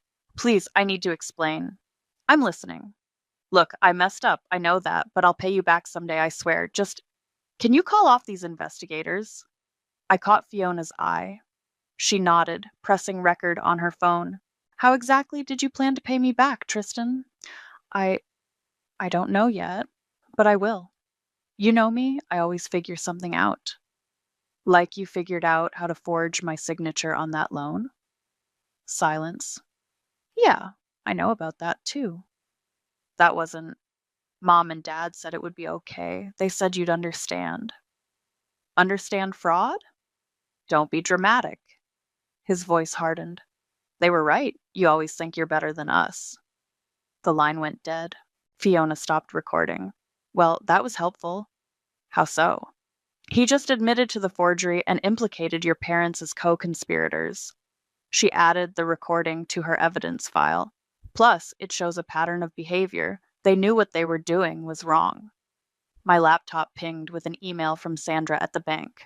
Meeting requested. Urgent matter regarding account activity. 20 minutes later, we sat in Sandra's office. She looked grave. We've completed our initial review, she said, sliding a folder across her desk.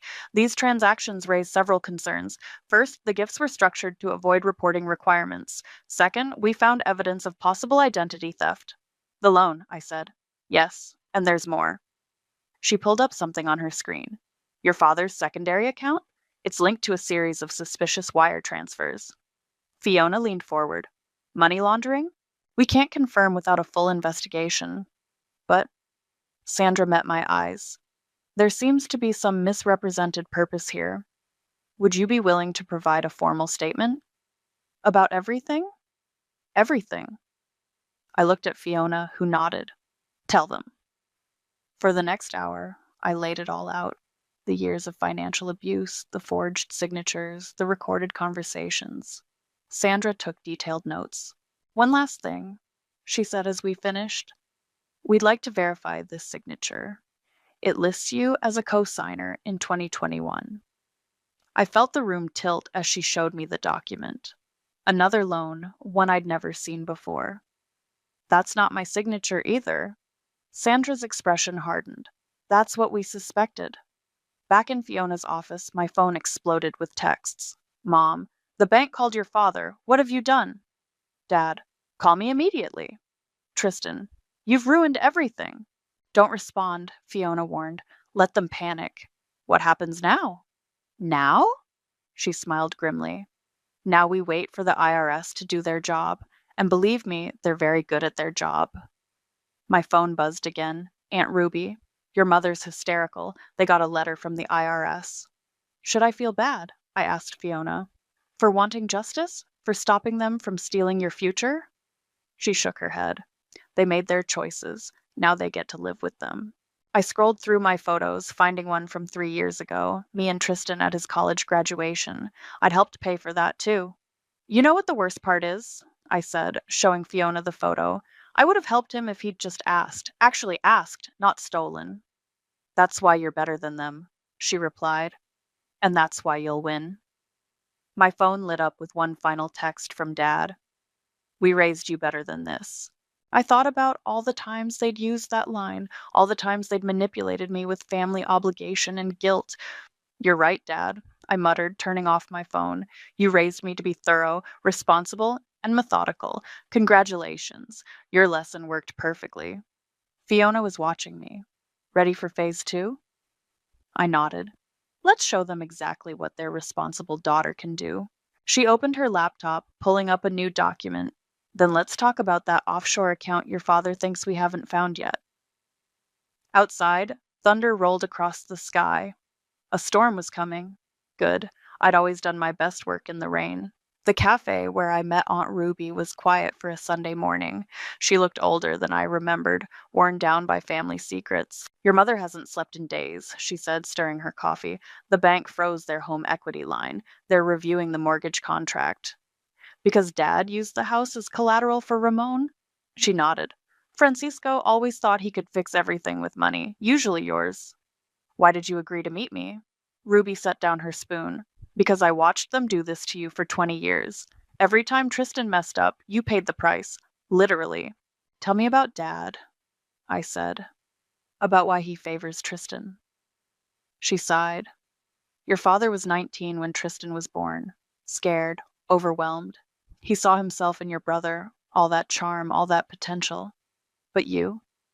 She reached across the table, touching my hand. You were different, strong, independent, like your grandmother. The one who cut Dad off? For the same reasons you're fighting back now. He took advantage, thought family meant unlimited chances. My phone buzzed. Mom calling. I declined it. They got another letter yesterday, Ruby said. From the IRS this time. Margaret burst into tears, called me crying about how you're tearing the family apart.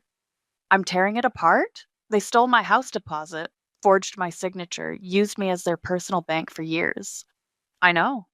Ruby pulled out her phone, showing me a text from Mom. We were just trying to make it fair. You always had everything together. I laughed bitterly. Everything together? I worked 2 jobs through college, lived on ramen, saved every penny while they handed Tristan everything. Francisco thought he was protecting him. Ruby's voice was tired. He didn't want Tristan to struggle like he did, but he forgot about you. No, I corrected her. He took advantage of me.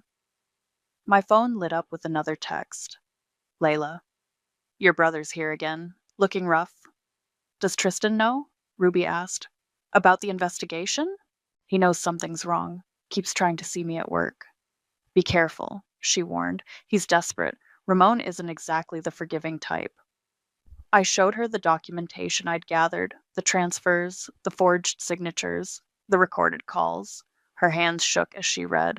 This will destroy them, she whispered. They destroyed themselves. I'm just providing evidence. Ruby's phone chimed. Dad calling. She answered on speaker. Have you talked to her? His voice was strained. Yes. And? She has proof, Francisco. Of everything. Silence. Then, tell her to stop this. Now, before she ruins this family. The family's already ruined, Ruby replied. You did that yourself. She hung up, meeting my eyes. What do you need from me? Just the truth. When they ask, tell them what you've seen. What they did. They'll never forgive me. Welcome to my world. As if on cue, my phone buzzed with a text from Mom. We raised you better than this. Family forgives. Funny how forgiveness only goes one way, Ruby muttered, reading the text. They take and take, but the moment you stand up for yourself... I'm the villain, I finished. No, She squeezed my hand. You're the wake-up call they never wanted. Outside the cafe, thunder rumbled. Ruby looked out at the gathering storm. Your grandmother would be proud, she said quietly. She always said the strongest women in our family were the ones who learned to say no. Did Dad ever forgive her? For cutting him off? He didn't have to. She wasn't asking for forgiveness. She was teaching him consequences. My phone lit up again. Fiona. IRS wants another meeting. Tomorrow morning. It's really happening, isn't it? Ruby asked. I nodded. The bank's fraud division is involved now. They're investigating every transfer, every loan, every signature. And Ramon? His operation isn't exactly legal. Once the investigation starts... Jesus. Ruby closed her eyes. Francisco has no idea what's coming. He never thought I'd fight back. None of them did. She gathered her purse, standing. Do you want to know the real reason I'm helping you? Why? Because 20 years ago, I watched my sister become someone I didn't recognize, someone who'd hurt her own daughter to protect her son. Maybe this will wake her up. As she left, my phone chimed one final time. A text from Dad. Whatever you're doing, stop it now. This isn't you. I stared at those words, thinking about Ruby's story, about Dad's fear of struggle, about Mom's endless excuses for Tristan. You're right, I whispered to the phone. This isn't me. This is who you created. Outside, the storm finally broke. Rain pounded against the windows, washing everything clean. The IRS office was colder than I remembered. Agent Phillips hadn't smiled once during our meeting, but her eyes sparked with interest as she reviewed the documents. These gift declarations, she said, tapping her pen against the folder. Your parents filed them separately to avoid the reporting threshold. Classic structuring. Fiona, sitting beside me, nodded. And the transfers to Ramon? Mischaracterized as gifts to avoid scrutiny. We're particularly interested in the offshore account. My phone vibrated. Layla again. Your brother's getting worse. He tried to access your computer today. Security removed him. Ms. Yara. Agent Phillips continued, we'd like your permission to expand our investigation. These patterns suggest a longer history of financial misconduct. How far back? At least 5 years, possibly more. I thought about all those years of emergency requests, of guilt trip loans, of watching Tristan get bailed out while I paid the price. Do it, I said. My phone lit up with a text from Mom. The mortgage company called. They're reviewing our loan. Please stop this madness. Agent Phillips noticed the message. Are they attempting to contact you directly? Constantly. She made a note. All communication should go through legal channels now. We've flagged multiple violations, including tax evasion and fraudulent gift reporting. Fiona's phone buzzed. She read the message and touched my arm. The bank just called. They found something else. 20 minutes later, we sat in Sandra's office at the bank. She looked grim as she pulled up a document on her screen. This credit card application was submitted 2 years ago, she said. In your name. I felt the room tilt. I never applied for a credit card through this bank. We know. She turned the screen toward me. Because this signature doesn't match your others. It's another forgery. Fiona leaned forward. How much? The credit limit was $20,000. It's currently maxed out. My hands started shaking. Who made the charges? Sandra pulled up the transaction history. Most were cash advances, withdrawn by someone using your PIN. A PIN I never created. Exactly. She pressed a button on her phone. Security, please send up the video footage we discussed. Minutes later, we watched grainy ATM footage of Tristan withdrawing cash using my card. Multiple times, different dates. The credit officer said, we'd like to verify this signature. It lists you as a co-signer in 2021. I felt the room tilt. Identity theft, Fiona said quietly. Clear as day. My phone rang. Aunt Ruby. I answered on speaker. Yara, you need to know something, she said quickly. Tristan's at your parents' house. He's talking about leaving the country. Something about Ramon coming after him. Fiona straightened. When? Tonight, maybe tomorrow. Francisco's trying to talk him down. After the call, Sandra looked at me. Do you want to press charges? For the identity theft? For all of it. The forgeries, the unauthorized transfers, the credit card fraud. We have enough evidence now. My phone buzzed with a new text from Ramon himself. Your brother owes me more than money now. Better hope he runs fast. I showed it to Fiona. That's witness intimidation, she said. Add it to the file. Sandra was still waiting for my answer about pressing charges. I thought about Tristan planning to run, about Dad trying to protect him one last time, about Mom's tears and guilt trips. Do it, I said. All of it. It'll mean criminal charges, Sandra warned. Your parents could face serious consequences. They already do, I replied. They just don't know it yet. Back in Fiona's office, Layla called with an update. Security found something on your brother's phone when they took it. He was trying to access your work accounts. Why? Looking for money, probably. He seemed desperate. Another text came through, from Mom. We were just trying to make it fair. You always had everything together. Fiona read it over my shoulder and snorted. Everything together? Is that what they call working yourself to exhaustion while they robbed you blind? They never saw it that way, I said. They saw an ATM with a pulse. Well, this ATM just shut down their whole operation. She started gathering the documents. I'm submitting everything to the DA tomorrow morning. Are you ready? I looked at the stack of evidence. Years of theft and lies, all carefully documented. The forged signatures, the fake credit cards, the offshore accounts, all of it leading back to the people who were supposed to protect me. They raised me to be responsible, I said. Time they learned what that really means. My phone lit up one last time. Dad, whatever happens next is on you. For once, I replied, You're right. It is. Then I turned off my phone and watched the sun set through Fiona's office window, knowing that tomorrow everything would change. And I was finally ready. The moving truck arrived at my parents' house on a Wednesday morning. I watched from my car across the street as they loaded furniture I recognized from childhood. Mom's antique dining table, Dad's leather armchair, the cabinet that held all our family photos. My phone buzzed. Fiona. It's done. DA filed charges this morning. Identity theft, tax evasion, fraud. Want company? No, I texted back. I need to see this alone. The bank had frozen their accounts 3 days ago. The IRS placed liens on their property yesterday. The mortgage company called in their loan after discovering the illegal collateral agreement with Ramon. It all happened faster than anyone expected. Aunt Ruby approached my car, tapping on the window. I rolled it down. Tristan's gone, she said without preamble. Left last night. No one knows where. And Ramon? Looking for him? Your parents are... She glanced at the house. Well, you can see. Mom appeared on the front porch, looking small and lost. She spotted my car and froze.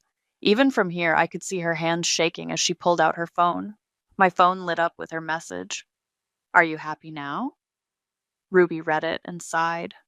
She still doesn't get it, does she? Neither does Dad. As if summoned, he emerged from the house carrying boxes to his car.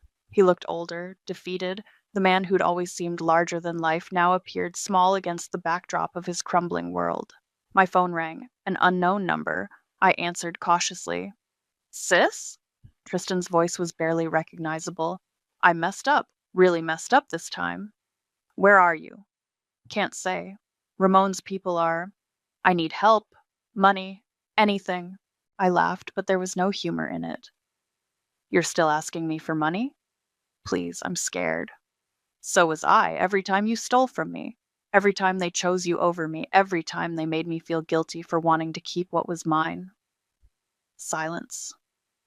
Then, they were right about you. You're cold. No, Tristan, I'm just finally warm enough to fight back. I hung up as another moving truck pulled up to the house. This one was from an auction company, here for the furniture that would be sold to pay their debts. Ruby touched my arm. Francisco wants to talk to you. About what? He says he can explain everything.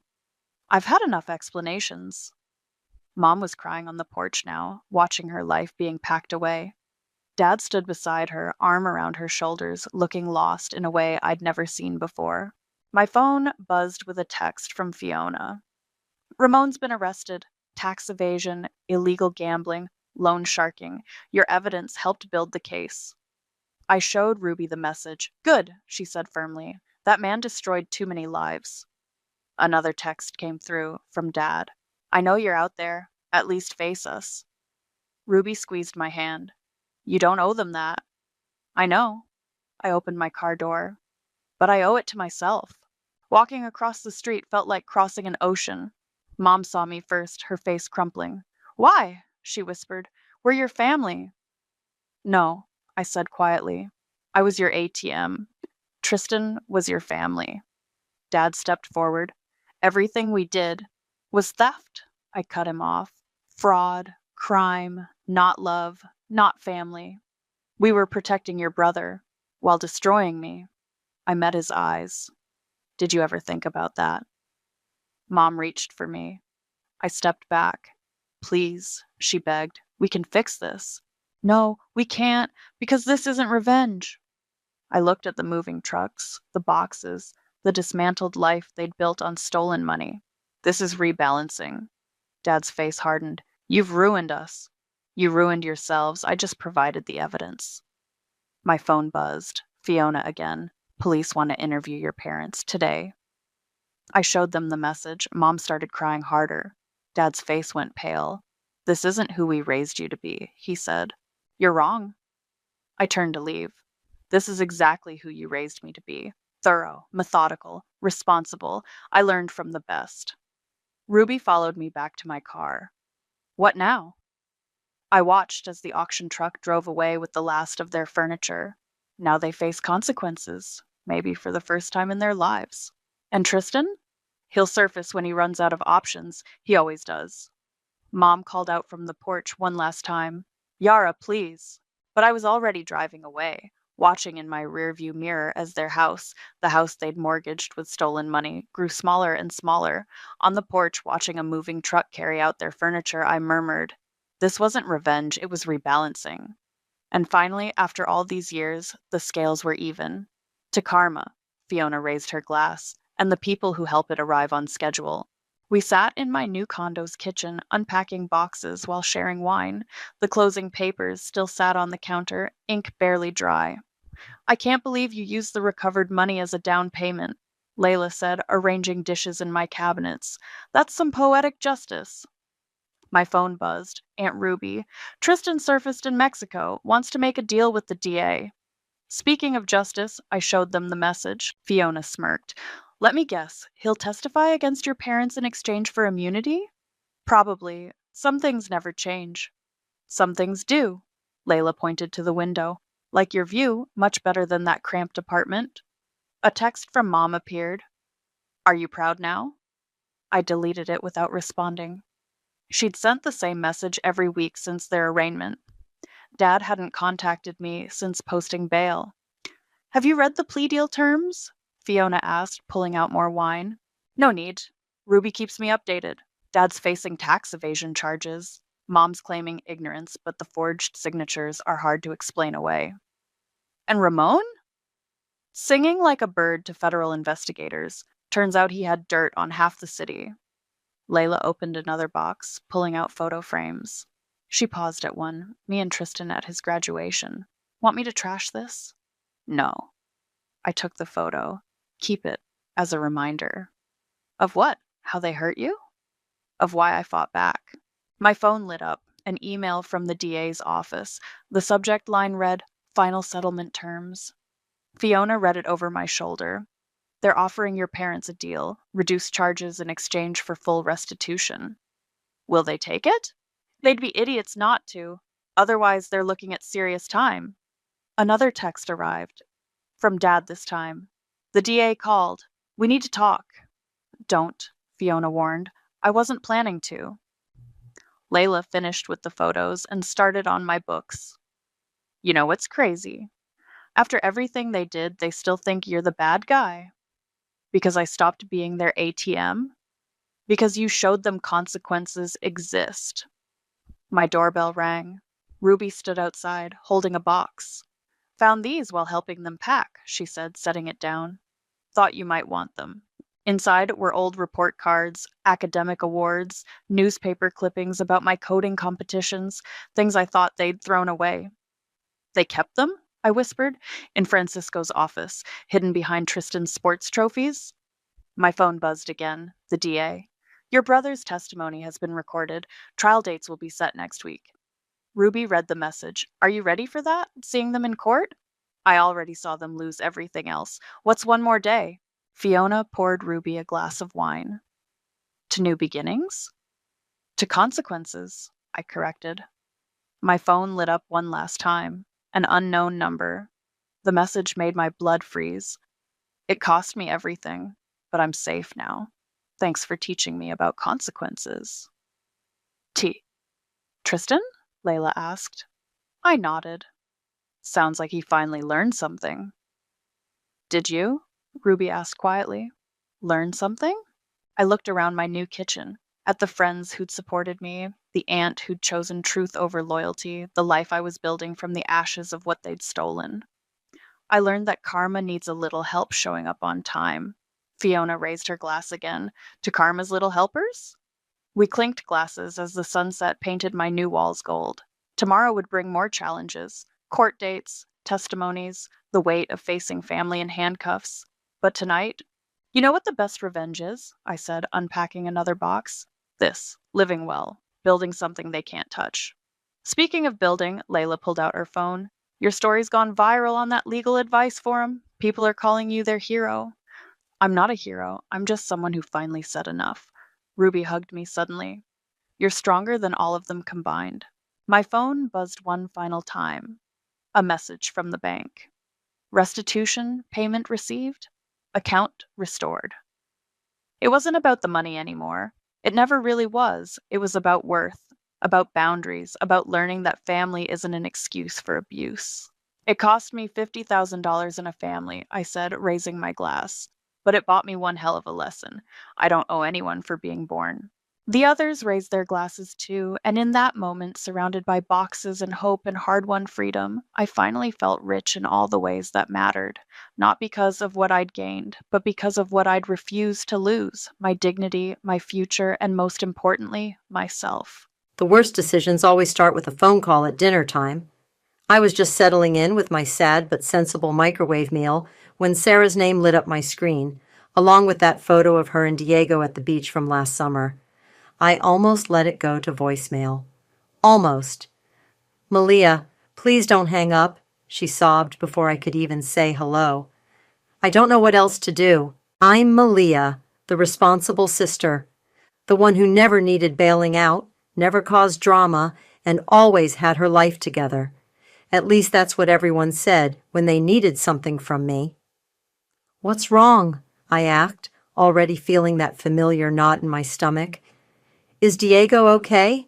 We're going to be homeless, Sarah choked out. The bank won't approve my mortgage without a cosigner. They're saying my income isn't stable enough, but I've been at this job for 8 months now. Diego and I will have to leave by the end of the month if I can't get approved. I set down my fork, dinner forgotten. Sarah, you know co-signing is a huge responsibility. If anything happens... I know, she cut in. But it's just until I can refinance in a year. Please, Mal. Diego's finally settled in his new school, made friends. I can't put him through another move, not after everything with Mark. My phone buzzed, a text from Madeline. Don't you dare answer that call. I know it's her. The payments would be less than what I'm paying in rent now, Sarah continued. I've done all the math. I just need your signature, that's all. Please don't make me beg. But she was begging. She always did. And it always worked. Let me think about it, I said. Send me the details first. There's no time, she insisted. The seller's giving me until tomorrow to secure financing. Please, can we meet? I have all the paperwork ready. I glanced at my laptop, where my own carefully planned budget spreadsheet was open. The emergency fund I'd built over 3 years of careful saving stared back at me. Where's the house? It's this cute little place in Riverside. Nothing fancy, just perfect for me and Diego. 2 bedrooms, small yard. Please, Mal, I wouldn't ask if I wasn't desperate. An hour later, Sarah was at my door with Diego in tow, manila envelope clutched to her chest. Diego's big brown eyes looked up at me hopefully as he hugged my waist. Aunt Malia, Mom says we might get to have a real house, he said, with a backyard and everything. Sarah spread the papers across my kitchen table, pointing out numbers and terms I already understood better than she did. It's literally what I teach for a living. But something felt off about the urgency, the pressure. My phone buzzed again. Madeline. Whatever she's asking, the answer is no. I watched Diego sitting on my couch, homework spread out beside him, looking so much smaller than his 10 years. I thought about him changing schools again, losing more stability. Where do I sign? I heard myself say.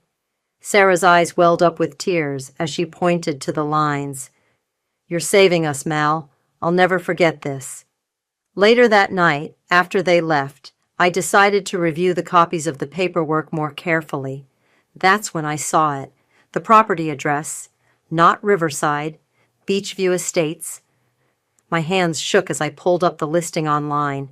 3 bedrooms, ocean views, luxury finishes throughout. Listed at nearly twice the amount Sarah had told me about. My phone buzzed one final time. Madeline again. Tell me you didn't. I stared at the screen, then at the papers, then at my own signature binding me to my sister's lies. Again. I did, I texted back, but this time is different. That's what you said last time, Madeline replied instantly. And the time before that. She was right. But something inside me had shifted. Maybe it was the casual way Sarah had lied about the house. Maybe it was Diego's hopeful face being used as emotional ammunition. Or maybe, just maybe, I'd finally had enough of being the responsible one who always paid the price for my sister's dreams. I picked up my phone and took a picture of the real estate listing. Then I opened my banking app and looked at my emergency fund one last time. I had a feeling I'd be needing it soon. What I didn't know then was just how expensive karma could be, for both of us. 3 weeks after signing those papers, I was working late at the community college, trying to squeeze in extra financial literacy workshops to pad my savings. The irony wasn't lost on me, teaching others about responsible money management while my own financial future dangled by a thread tied to Sarah's promises. My phone pinged. Madeline had sent a link. You need to see this, now. I clicked, and my stomach dropped. Sarah's Instagram feed filled my screen. There she was, wrapped in the arms of a tall, tan stranger, both of them grinning in front of the Eiffel Tower. The caption read, "When you meet your soulmate and he whisks you away." Spontaneous love, European adventure. The post was dated 4 days ago. My hands trembled as I scrolled through more photos. Sarah in Santorini, the white buildings gleaming behind her. Sarah on a yacht off the Amalfi Coast. Sarah and the mystery man, tagged as Graham Lewis, sharing wine in Tuscany. My phone rang. Madeline. "Before you say anything," she started, "I only found this because Diego's dad Mark called me looking for Sarah. He was supposed to pick Diego up 3 days ago, but Sarah's mom said she's away on business." "Business?" I laughed bitterly. "Unless she's conducting meetings from Mediterranean beach clubs, I don't think that's accurate." "There's more," Madeline said quietly. "Check her Facebook stories." I did. There was Sarah, dancing in a trendy Paris nightclub, diamond tennis bracelet glinting on her wrist. "Best gift ever from the best man ever, Graham Lewis, blessed." The timestamp showed it was posted just hours after she'd texted me. "Money's a little tight this month, but I'll make the first mortgage payment. Promise." "I'm coming over," Madeline declared, "with wine, lots of wine." 20 minutes later, we sat on my couch, piecing together Sarah's European adventure timeline through her social media breadcrumbs. "Look at the dates," Madeline pointed out. "She booked these flights barely a week after you co-signed. The money for the down payment probably went to first-class tickets instead," I finished, taking a long sip of wine. "And who knows where she got the rest? New boyfriend, maybe?"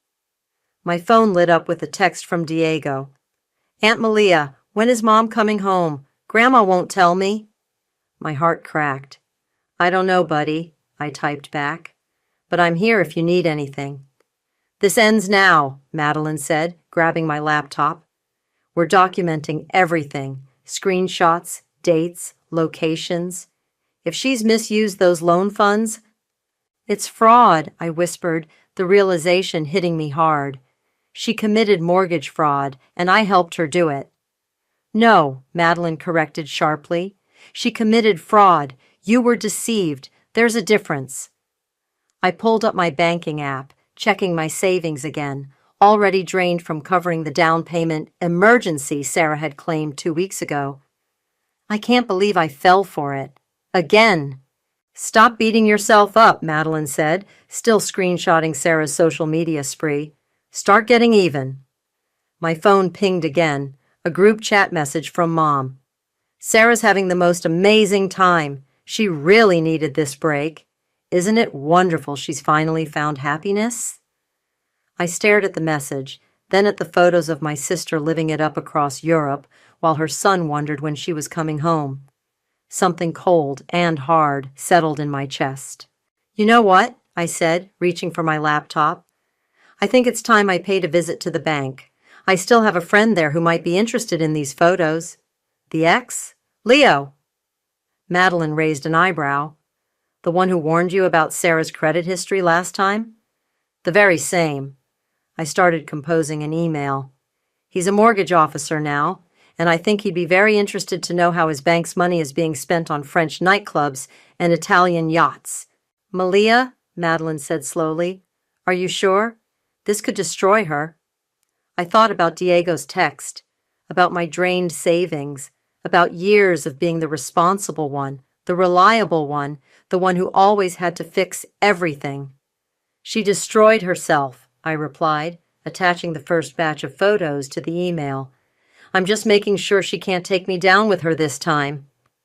As I hit send, another notification popped up. Sarah had just posted a new photo. Living my best life. Next stop, Monaco. Chiron blessed, Chiron no regrets. No regrets, I muttered, opening my email again. We'll see about that. Leo hadn't changed much in 7 years. Same warm brown eyes, same habit of running his hand through his hair when he was thinking. The only difference was the wedding ring I spotted as he shuffled through papers on his desk. So, he said, glancing up at me, you want to know about interest rate policies?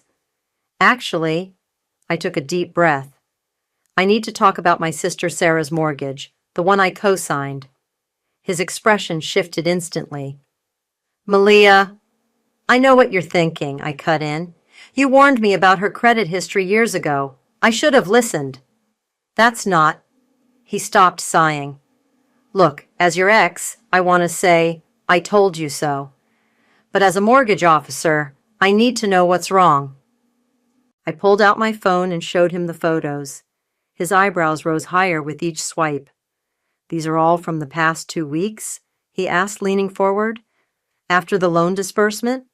Yes, and there's more. I opened my email. She claimed the house was in Riverside, showed me paperwork for a modest 2-bedroom, but the actual property is in Beachview Estates. Leo's professional demeanor cracked. Jesus, Malia, that's not just a discrepancy. That's deliberate misrepresentation. I know, and I have proof she doctored the paperwork she showed me before I signed. I pulled out the documents. The question is, what can I do about it? He stood up, closed his office door, and sat back down. Officially, I need to tell you to contact our fraud department. Unofficially, he lowered his voice. Let me check something first. While Leo typed at his computer, my phone buzzed. A text from Diego. Aunt Malia, can you help me with my math homework? Grandma doesn't understand fractions.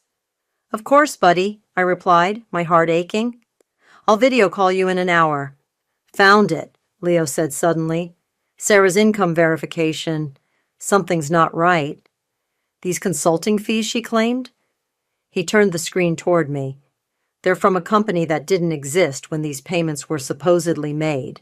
What does that mean?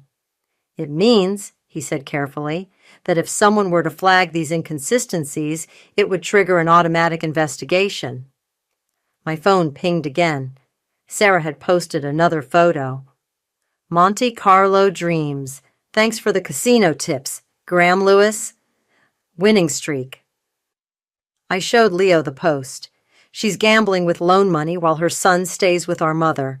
Malia, Leo leaned forward, his voice gentle.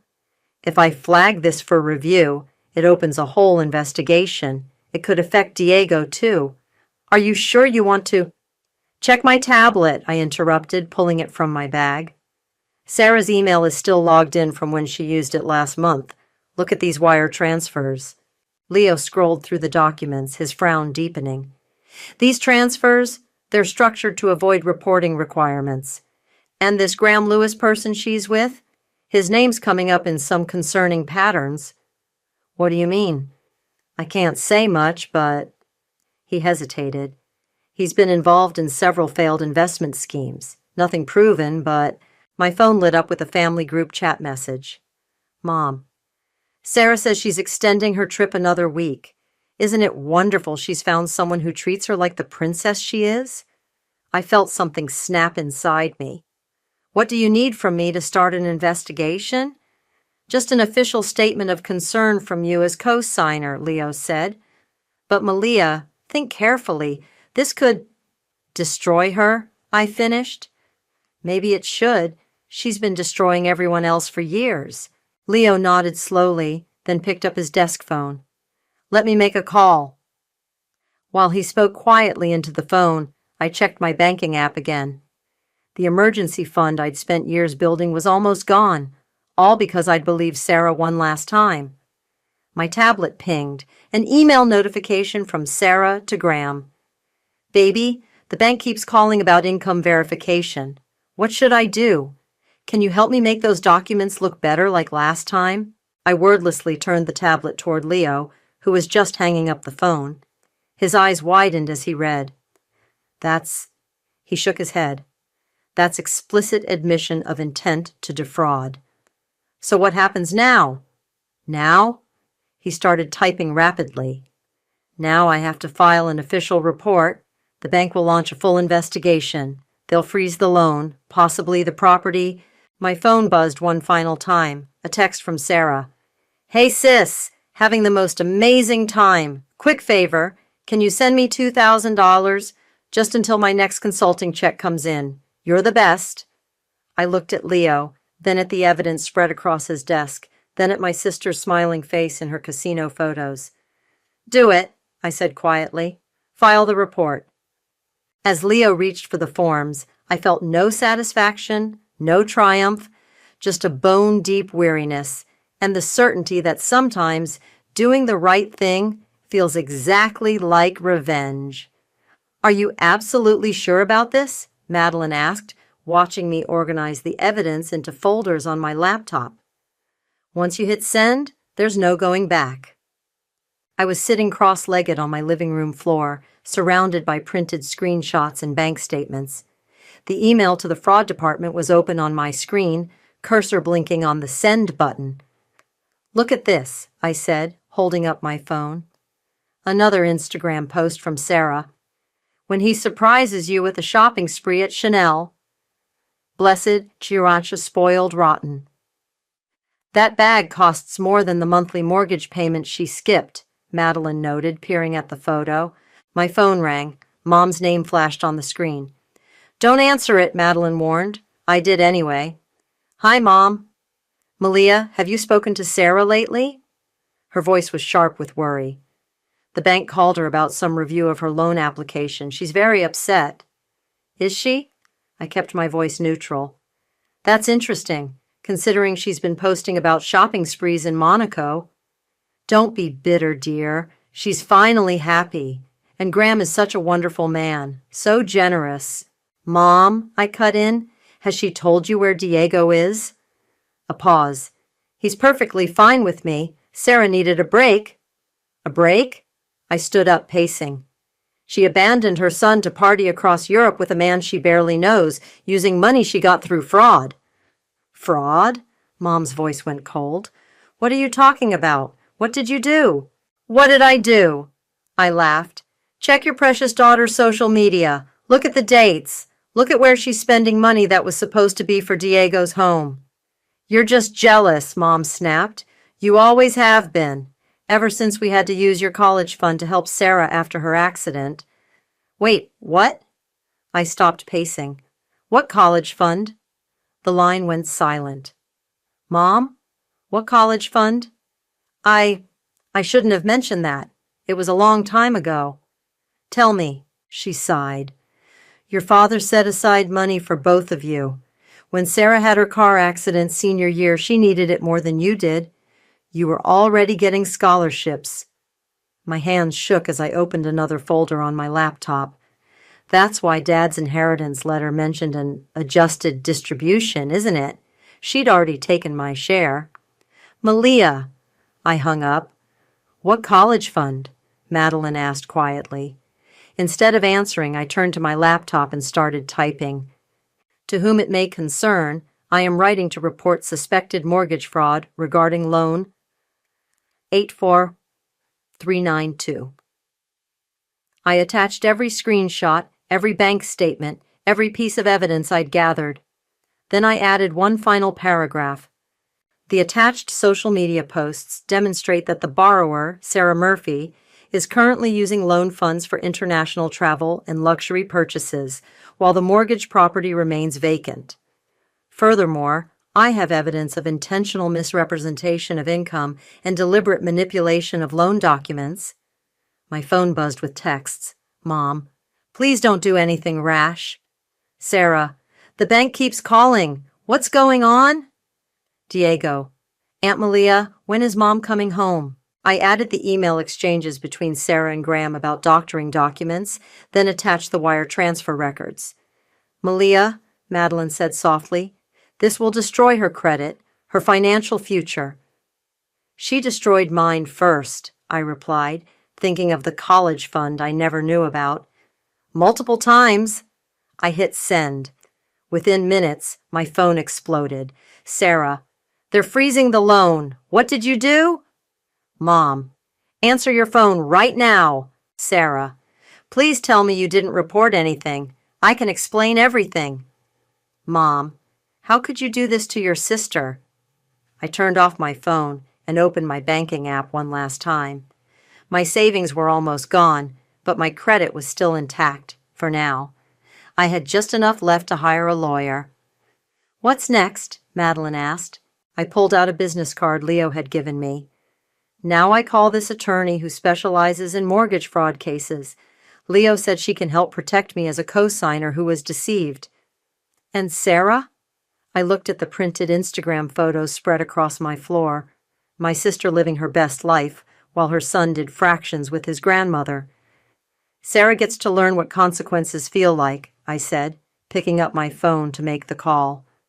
For once in her life, she gets to face reality. As I dialed the attorney's number, my tablet pinged with one final email notification. Sarah to Graham. Baby, everything's falling apart. What do we do? His response came seconds later. Sorry, babe. Can't help. Got my own problems. Good luck. Karma, it seemed, was right on schedule. The door to my apartment burst open without warning. Sarah stood there, mascara streaked down her face, still wearing designer clothes from her European adventure. How could you? She screamed. My own sister! Mom appeared behind her, arms crossed. We need to talk, Malia, now. I stayed seated at my kitchen table, keeping my voice steady. Did you enjoy Monaco, Sarah? The shopping sprees? The yacht parties? You don't understand, Sarah sobbed, dropping into a chair. Graham promised to help with the payments. He said he had investments. Where is Graham now? I asked quietly. Sarah's face crumpled. He's not answering my calls. Of course he isn't, I said. Because he never had any money, did he? Leo checked. He's been involved in schemes like this before. Leo? Mom cut in. You went to your ex about this instead of coming to family? I laughed bitterly. Family? Like when you and Sarah went to my college fund without telling me? Mom paled. Sarah looked confused. That was different, Mom stammered. Sarah always needs. I stood up, my calm finally breaking. She always needs, and I'm always expected to give. Well, guess what? I'm done giving. I'll lose everything, Sarah whispered. The house, my credit, the house you lied about, the credit you were willing to destroy mine for. I pulled out my phone. Let's talk about Diego. Sarah flinched. He's been texting me every day, I continued, asking when his mom's coming home, struggling with math homework, missing his friends because he can't have them over to Grandma's house. Don't you dare question my parenting, Sarah snapped. You don't have children. You don't understand. No, you don't understand. I slammed my hand on the table. This isn't about parenting. It's about fraud. It's about theft. It's about years of manipulation and lies. We can fix this, Mom pleaded. Just call the bank, tell them it was a mistake. There's nothing to fix, I said, pulling out a folder. The investigation is already underway. The lawyer says, You got a lawyer? Sarah shrieked. Against your own sister? No, I got a lawyer to protect myself from my sister. There's a difference. My phone buzzed. A text from Madeline. Need backup? Not yet, I typed back. What happens now? Mom asked, her voice small. Now? I opened the folder. Now Sarah explains these wire transfers, and these doctored income statements, and these emails about faking documents. Sarah's face went white. How did you get those? You left your email logged into my tablet. Sloppy, just like everything else. I'll go to jail, Sarah whispered. Probably not, I replied. But you'll face consequences. Real ones, for once. Mom stepped between us. This isn't you, Malia. You're not this cruel. Cruel? I stood up slowly. Was it cruel when Sarah took my college fund? When she lied about the house? When she abandoned her son to party across Europe? I didn't abandon. Save it. I cut her off. Diego's dad called me yesterday. He's filing for full custody. Sarah collapsed into tears. Mom rushed to comfort her, of course. Some things never change. My phone buzzed again. Leo. Bank investigators want to meet tomorrow. You okay? I'm fine, I texted back. Just finishing some family business. Malia, please. Sarah looked up, eyes wet. I'll do anything. Just call off the investigation. That's not how this works, I said. Actions have consequences. Isn't that what you always told Diego? You've ruined everything, Mom burst out. Are you happy now? I looked at them both, my sobbing sister in her expensive clothes, my enabling mother with her willful blindness. For the first time, I felt nothing but pity. No, Mom, I'm not happy, but I'm done being the family ATM, done being the responsible one who pays for everyone else's mistakes. So what now? Sarah asked quietly. Now? I gathered my documents. Now I have a meeting with bank investigators tomorrow, then a lawyer, then probably more meetings. And me? You? I paused at my bedroom door. You get to grow up, finally. This will tear the family apart, Mom said. I turned back one last time. No, Mom, Sarah's lies did that. I'm just done pretending they didn't. As I closed my door, I heard Sarah's phone ping. Her sob told me Graham had probably just blocked her number. My own phone lit up with a text from Diego. Aunt Malia, Dad says I'm staying with him for a while. Is Mom in trouble? I stared at the message, thinking carefully before replying. Sometimes grown-ups make mistakes, buddy, but I'll always be here for you. It wasn't a lie. It wasn't even revenge anymore. It was just, finally, the truth. The bank's conference room felt colder than it needed to be. I sat between my lawyer, Patricia, and Leo, facing 3 stern-faced investigators. On the table between us lay a stack of documents that told the story of my sister's deception in black and white. These consulting invoices, the lead investigator said, tapping a paper, were created using templates from a company that didn't exist until 3 months after the dates listed. Graham helped me with those. Sarah's voice crackled through the speakerphone. She'd refused to fly back for the meeting. He said it was normal, that everyone does it. Ms. Murphy, Patricia interrupted, I advise you not to continue that line of explanation. admitting to knowingly falsifying loan documents. I just needed a home for my son. Sarah's voice broke. The female investigator raised an eyebrow. Is that why you spent $23,000 at luxury retailers in Paris 2 weeks after the loan disbursement? Silence from the speakerphone. And these wire transfers, the third investigator added, appear to be structured specifically to avoid reporting requirements. Can you explain that? More silence. My phone vibrated. A text from Mom. The bank is seizing Sarah's accounts. How could you let this happen? I turned my phone face down as Leo slid another document across the table. We've also discovered something concerning about the initial inheritance distribution, he said quietly. My head snapped up. What? The lead investigator picked up a paper. It appears there was a joint savings account established by your father before his death. According to these records, Sarah withdrew $15,000 from it in 2018 using a power of attorney document that, he paused, frowning, appears to have been notarized after your father's death. The room spun. What are you saying? The signature date on the power of attorney is 3 weeks after your father passed away, Leo explained gently. It's not valid, which means the withdrawal was theft, Patricia finished, plain and simple. The speakerphone crackled. I needed that money. Mom said it was okay. Mom knew? My voice came out strangled. She signed as the witness, the female investigator confirmed, showing me the document. My phone buzzed again. Mom, it was for her good. She needed help after her accident. You were always the strong one. I've seen enough, Patricia said, standing. My client was clearly deceived on multiple fronts. We'll be pursuing full dissociation from the fraudulent loan and pressing charges for the inheritance theft. No! Sarah's voice broke through. Malia, please, I'll pay it back. With what money? I asked quietly. The money you spent in Monaco? Or the money you stole from me while Dad was dying? Leo touched my arm gently. There's more. The investigators laid out the full scope of Sarah's deception. Faked pay stubs, forged employer letters, even a fictitious rental history. All crafted with Graham's help, all designed to secure a loan she could never repay.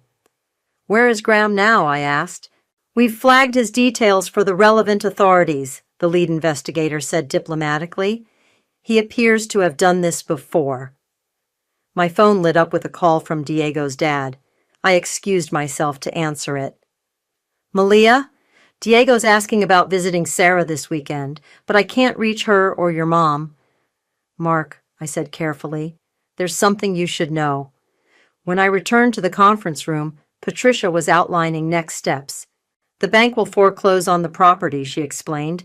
Given the evidence of fraud, they'll pursue full recovery of funds. Your liability as co-signer should be cleared once the investigation concludes. And Sarah? Leo looked down at his papers. The bank is required to report this to federal authorities. Given the amount involved and the deliberate nature of the fraud, she's looking at serious consequences, Patricia finished, both civil and potentially criminal. My phone buzzed one final time. A text from Sarah. I hope you're happy. You've destroyed everything. I thought about the inheritance I never knew existed. About Diego doing homework at my kitchen table while his mother posted yacht photos.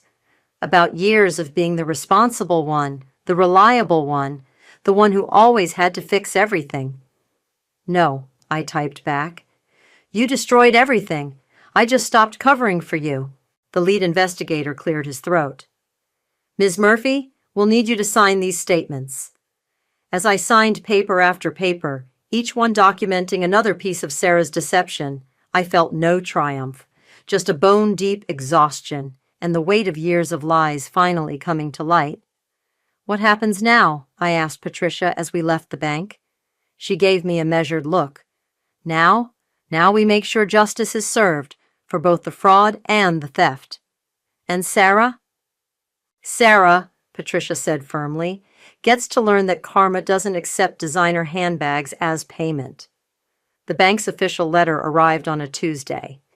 10 days, That's all Sarah had to provide: documentation or face repossession and legal prosecution. I hadn't even finished reading it when my doorbell rang. Sarah stood there, mascara running, clutching a stack of papers. Gone were the designer clothes and perfectly styled hair. She looked smaller somehow, broken. "They're going to arrest me," she choked out, pushing past me into the apartment. "The bank, the FBI, everyone's investigating. Graham's gone, his phone's disconnected. I can't even access my accounts." "Sit down," I said quietly. "You have to help me," she pleaded, dropping onto my couch. "Tell them you made a mistake. Tell them what, Sarah?" I opened my laptop. "That these photos of you gambling in Monaco are fake? That these wire transfers are forged? That Dad's power of attorney wasn't backdated?" She flinched at each accusation. "I was going to pay it all back. Graham had a plan." "Graham had a history of fraud," I cut in. "Leo found 6 other cases where he did exactly this. He used you, Sarah, just like you used me."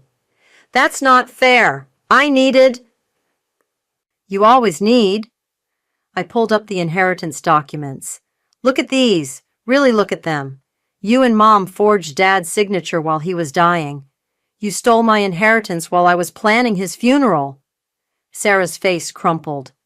"Mom said it was okay. She said you'd understand." "Understand what? That my sister and mother conspired to steal from me? That you abandoned your son to party across Europe with a con man?" "Don't bring Diego into this." "Why not?" "You did, when you used him to manipulate me into co-signing." "We'll be homeless, Malia. Think of Diego."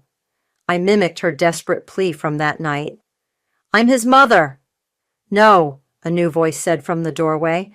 "Right now, you're a fraud suspect who abandoned her child." We both turned. Mark stood there with Diego, who looked smaller than his 10 years.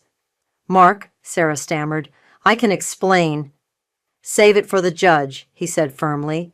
"I filed for emergency custody this morning." Diego stepped forward, his voice quiet. "Mom, why did you leave me?" Sarah reached for him, but he backed away. "Baby, I didn't leave you. I just needed a break." "A break?" I pulled up her Instagram. "Here's you at the Eiffel Tower. Here's your new Chanel bag. Here's you on a yacht while your son wondered why his mom disappeared." "Diego, please," Sarah begged. "Tell them I'm a good mother." But Diego just stared at the floor, clutching his backpack. "We should go," Mark said gently. "Diego, say goodbye to your aunt." Diego hugged me tight. "Thanks for helping with fractions," he whispered. After they left, Sarah collapsed into tears. "What am I going to do? They're taking everything." "No, Sarah, you took everything. From me, from Diego, from everyone who trusted you." "Please," she sobbed. "One more chance. I'll do anything." I walked to my desk and pulled out an envelope. "Here." She opened it with shaking hands. Inside was a savings bond in Diego's name. "That's what's left of my emergency fund," I said quietly. "Not for you, for him. For college, or whatever he needs, something you can't touch." "You're really not going to help me?" "I am helping you," I replied, "by finally letting you face consequences." My phone buzzed. A text from Leo. "FBI wants to interview Sarah tomorrow. Is she back in town?" Sarah's phone chimed at the same moment, probably the same message from the bank. She stood up, suddenly angry. "You've ruined my life, my own sister." "No," I said firmly. "You ruined your life. I just stopped enabling it." "Mom was right. You're jealous. You've always been jealous of me." I laughed, a hollow sound. "Jealous of what? Your fraud charges? Your abandoned child? Your empty bank accounts?" She stormed toward the door, then turned back. "When this is all over, don't expect forgiveness." "When this is all over," I replied, "don't expect me to care." The door slammed behind her. My phone buzzed again. Mom. "Sarah's hysterical! How could you be so heartless?" Mark. "Thank you for everything. Diego needs stability right now." Leo. You okay? Want to grab coffee tomorrow? Madeline, just heard from Sarah. You did the right thing. I looked at the empty savings bond receipt on my desk, then at the family photo still hanging on my wall, taken before the lies, before the theft, before everything fell apart. Sometimes, I typed back to Madeline, doing the right thing feels exactly like losing everything. But as I heard Sarah's car screech away, I realized I hadn't lost everything. I just finally stopped carrying everyone else's losses. The courtroom felt smaller than I expected.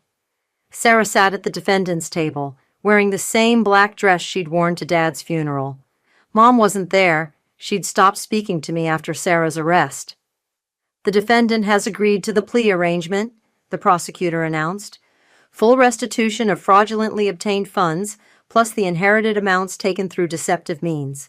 I watched Sarah's shoulders shake as the judge listed the conditions: probation, mandatory financial counseling, supervised visitation with Diego. The word guilty echoed through the chamber when she spoke it. My phone vibrated, a text from Leo. Still on for dinner tonight? Wouldn't miss it, I typed back, smiling slightly.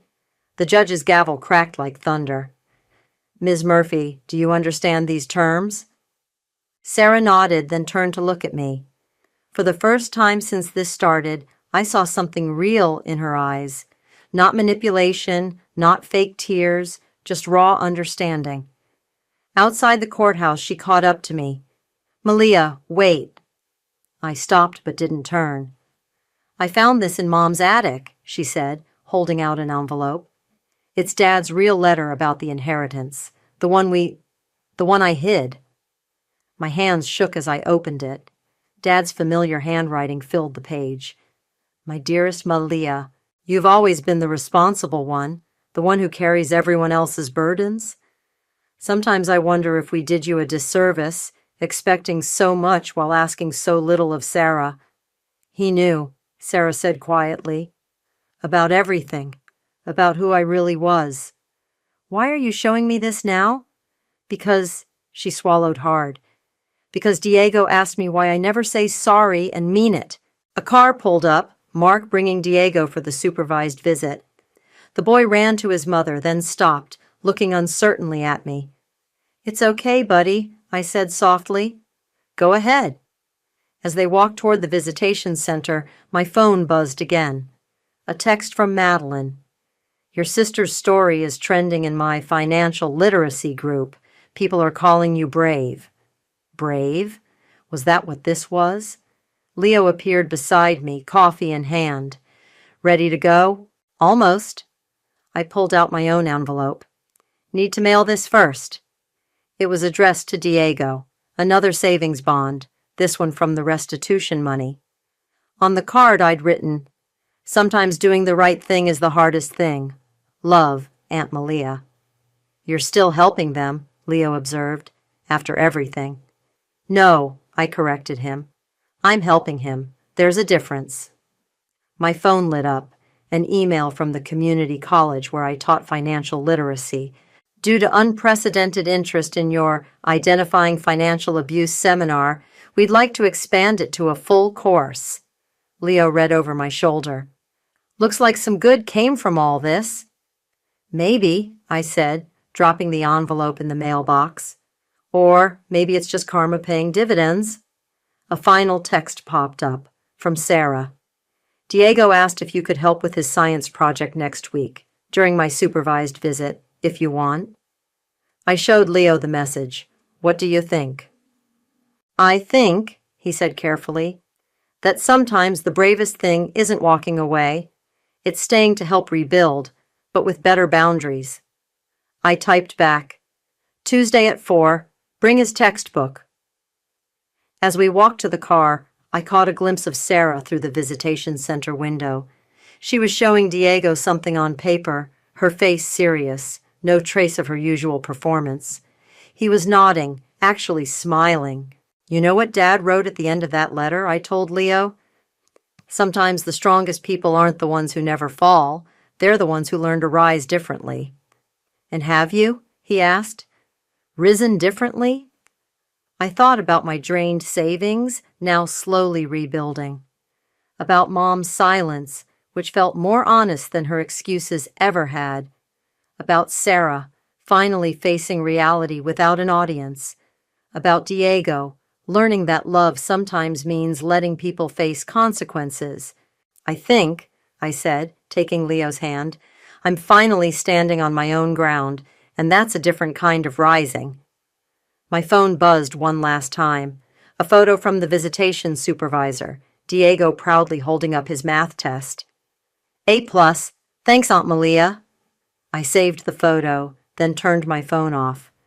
Some moments don't need a response. Some victories speak for themselves, and some kinds of karma come not as revenge, but as the quiet satisfaction of finally getting it right. Coffee? Leo suggested. Actually, I smiled, I think I'm ready for something stronger. It's been quite a day. It's been quite a life, he corrected. And for the first time in forever, that felt like a good thing.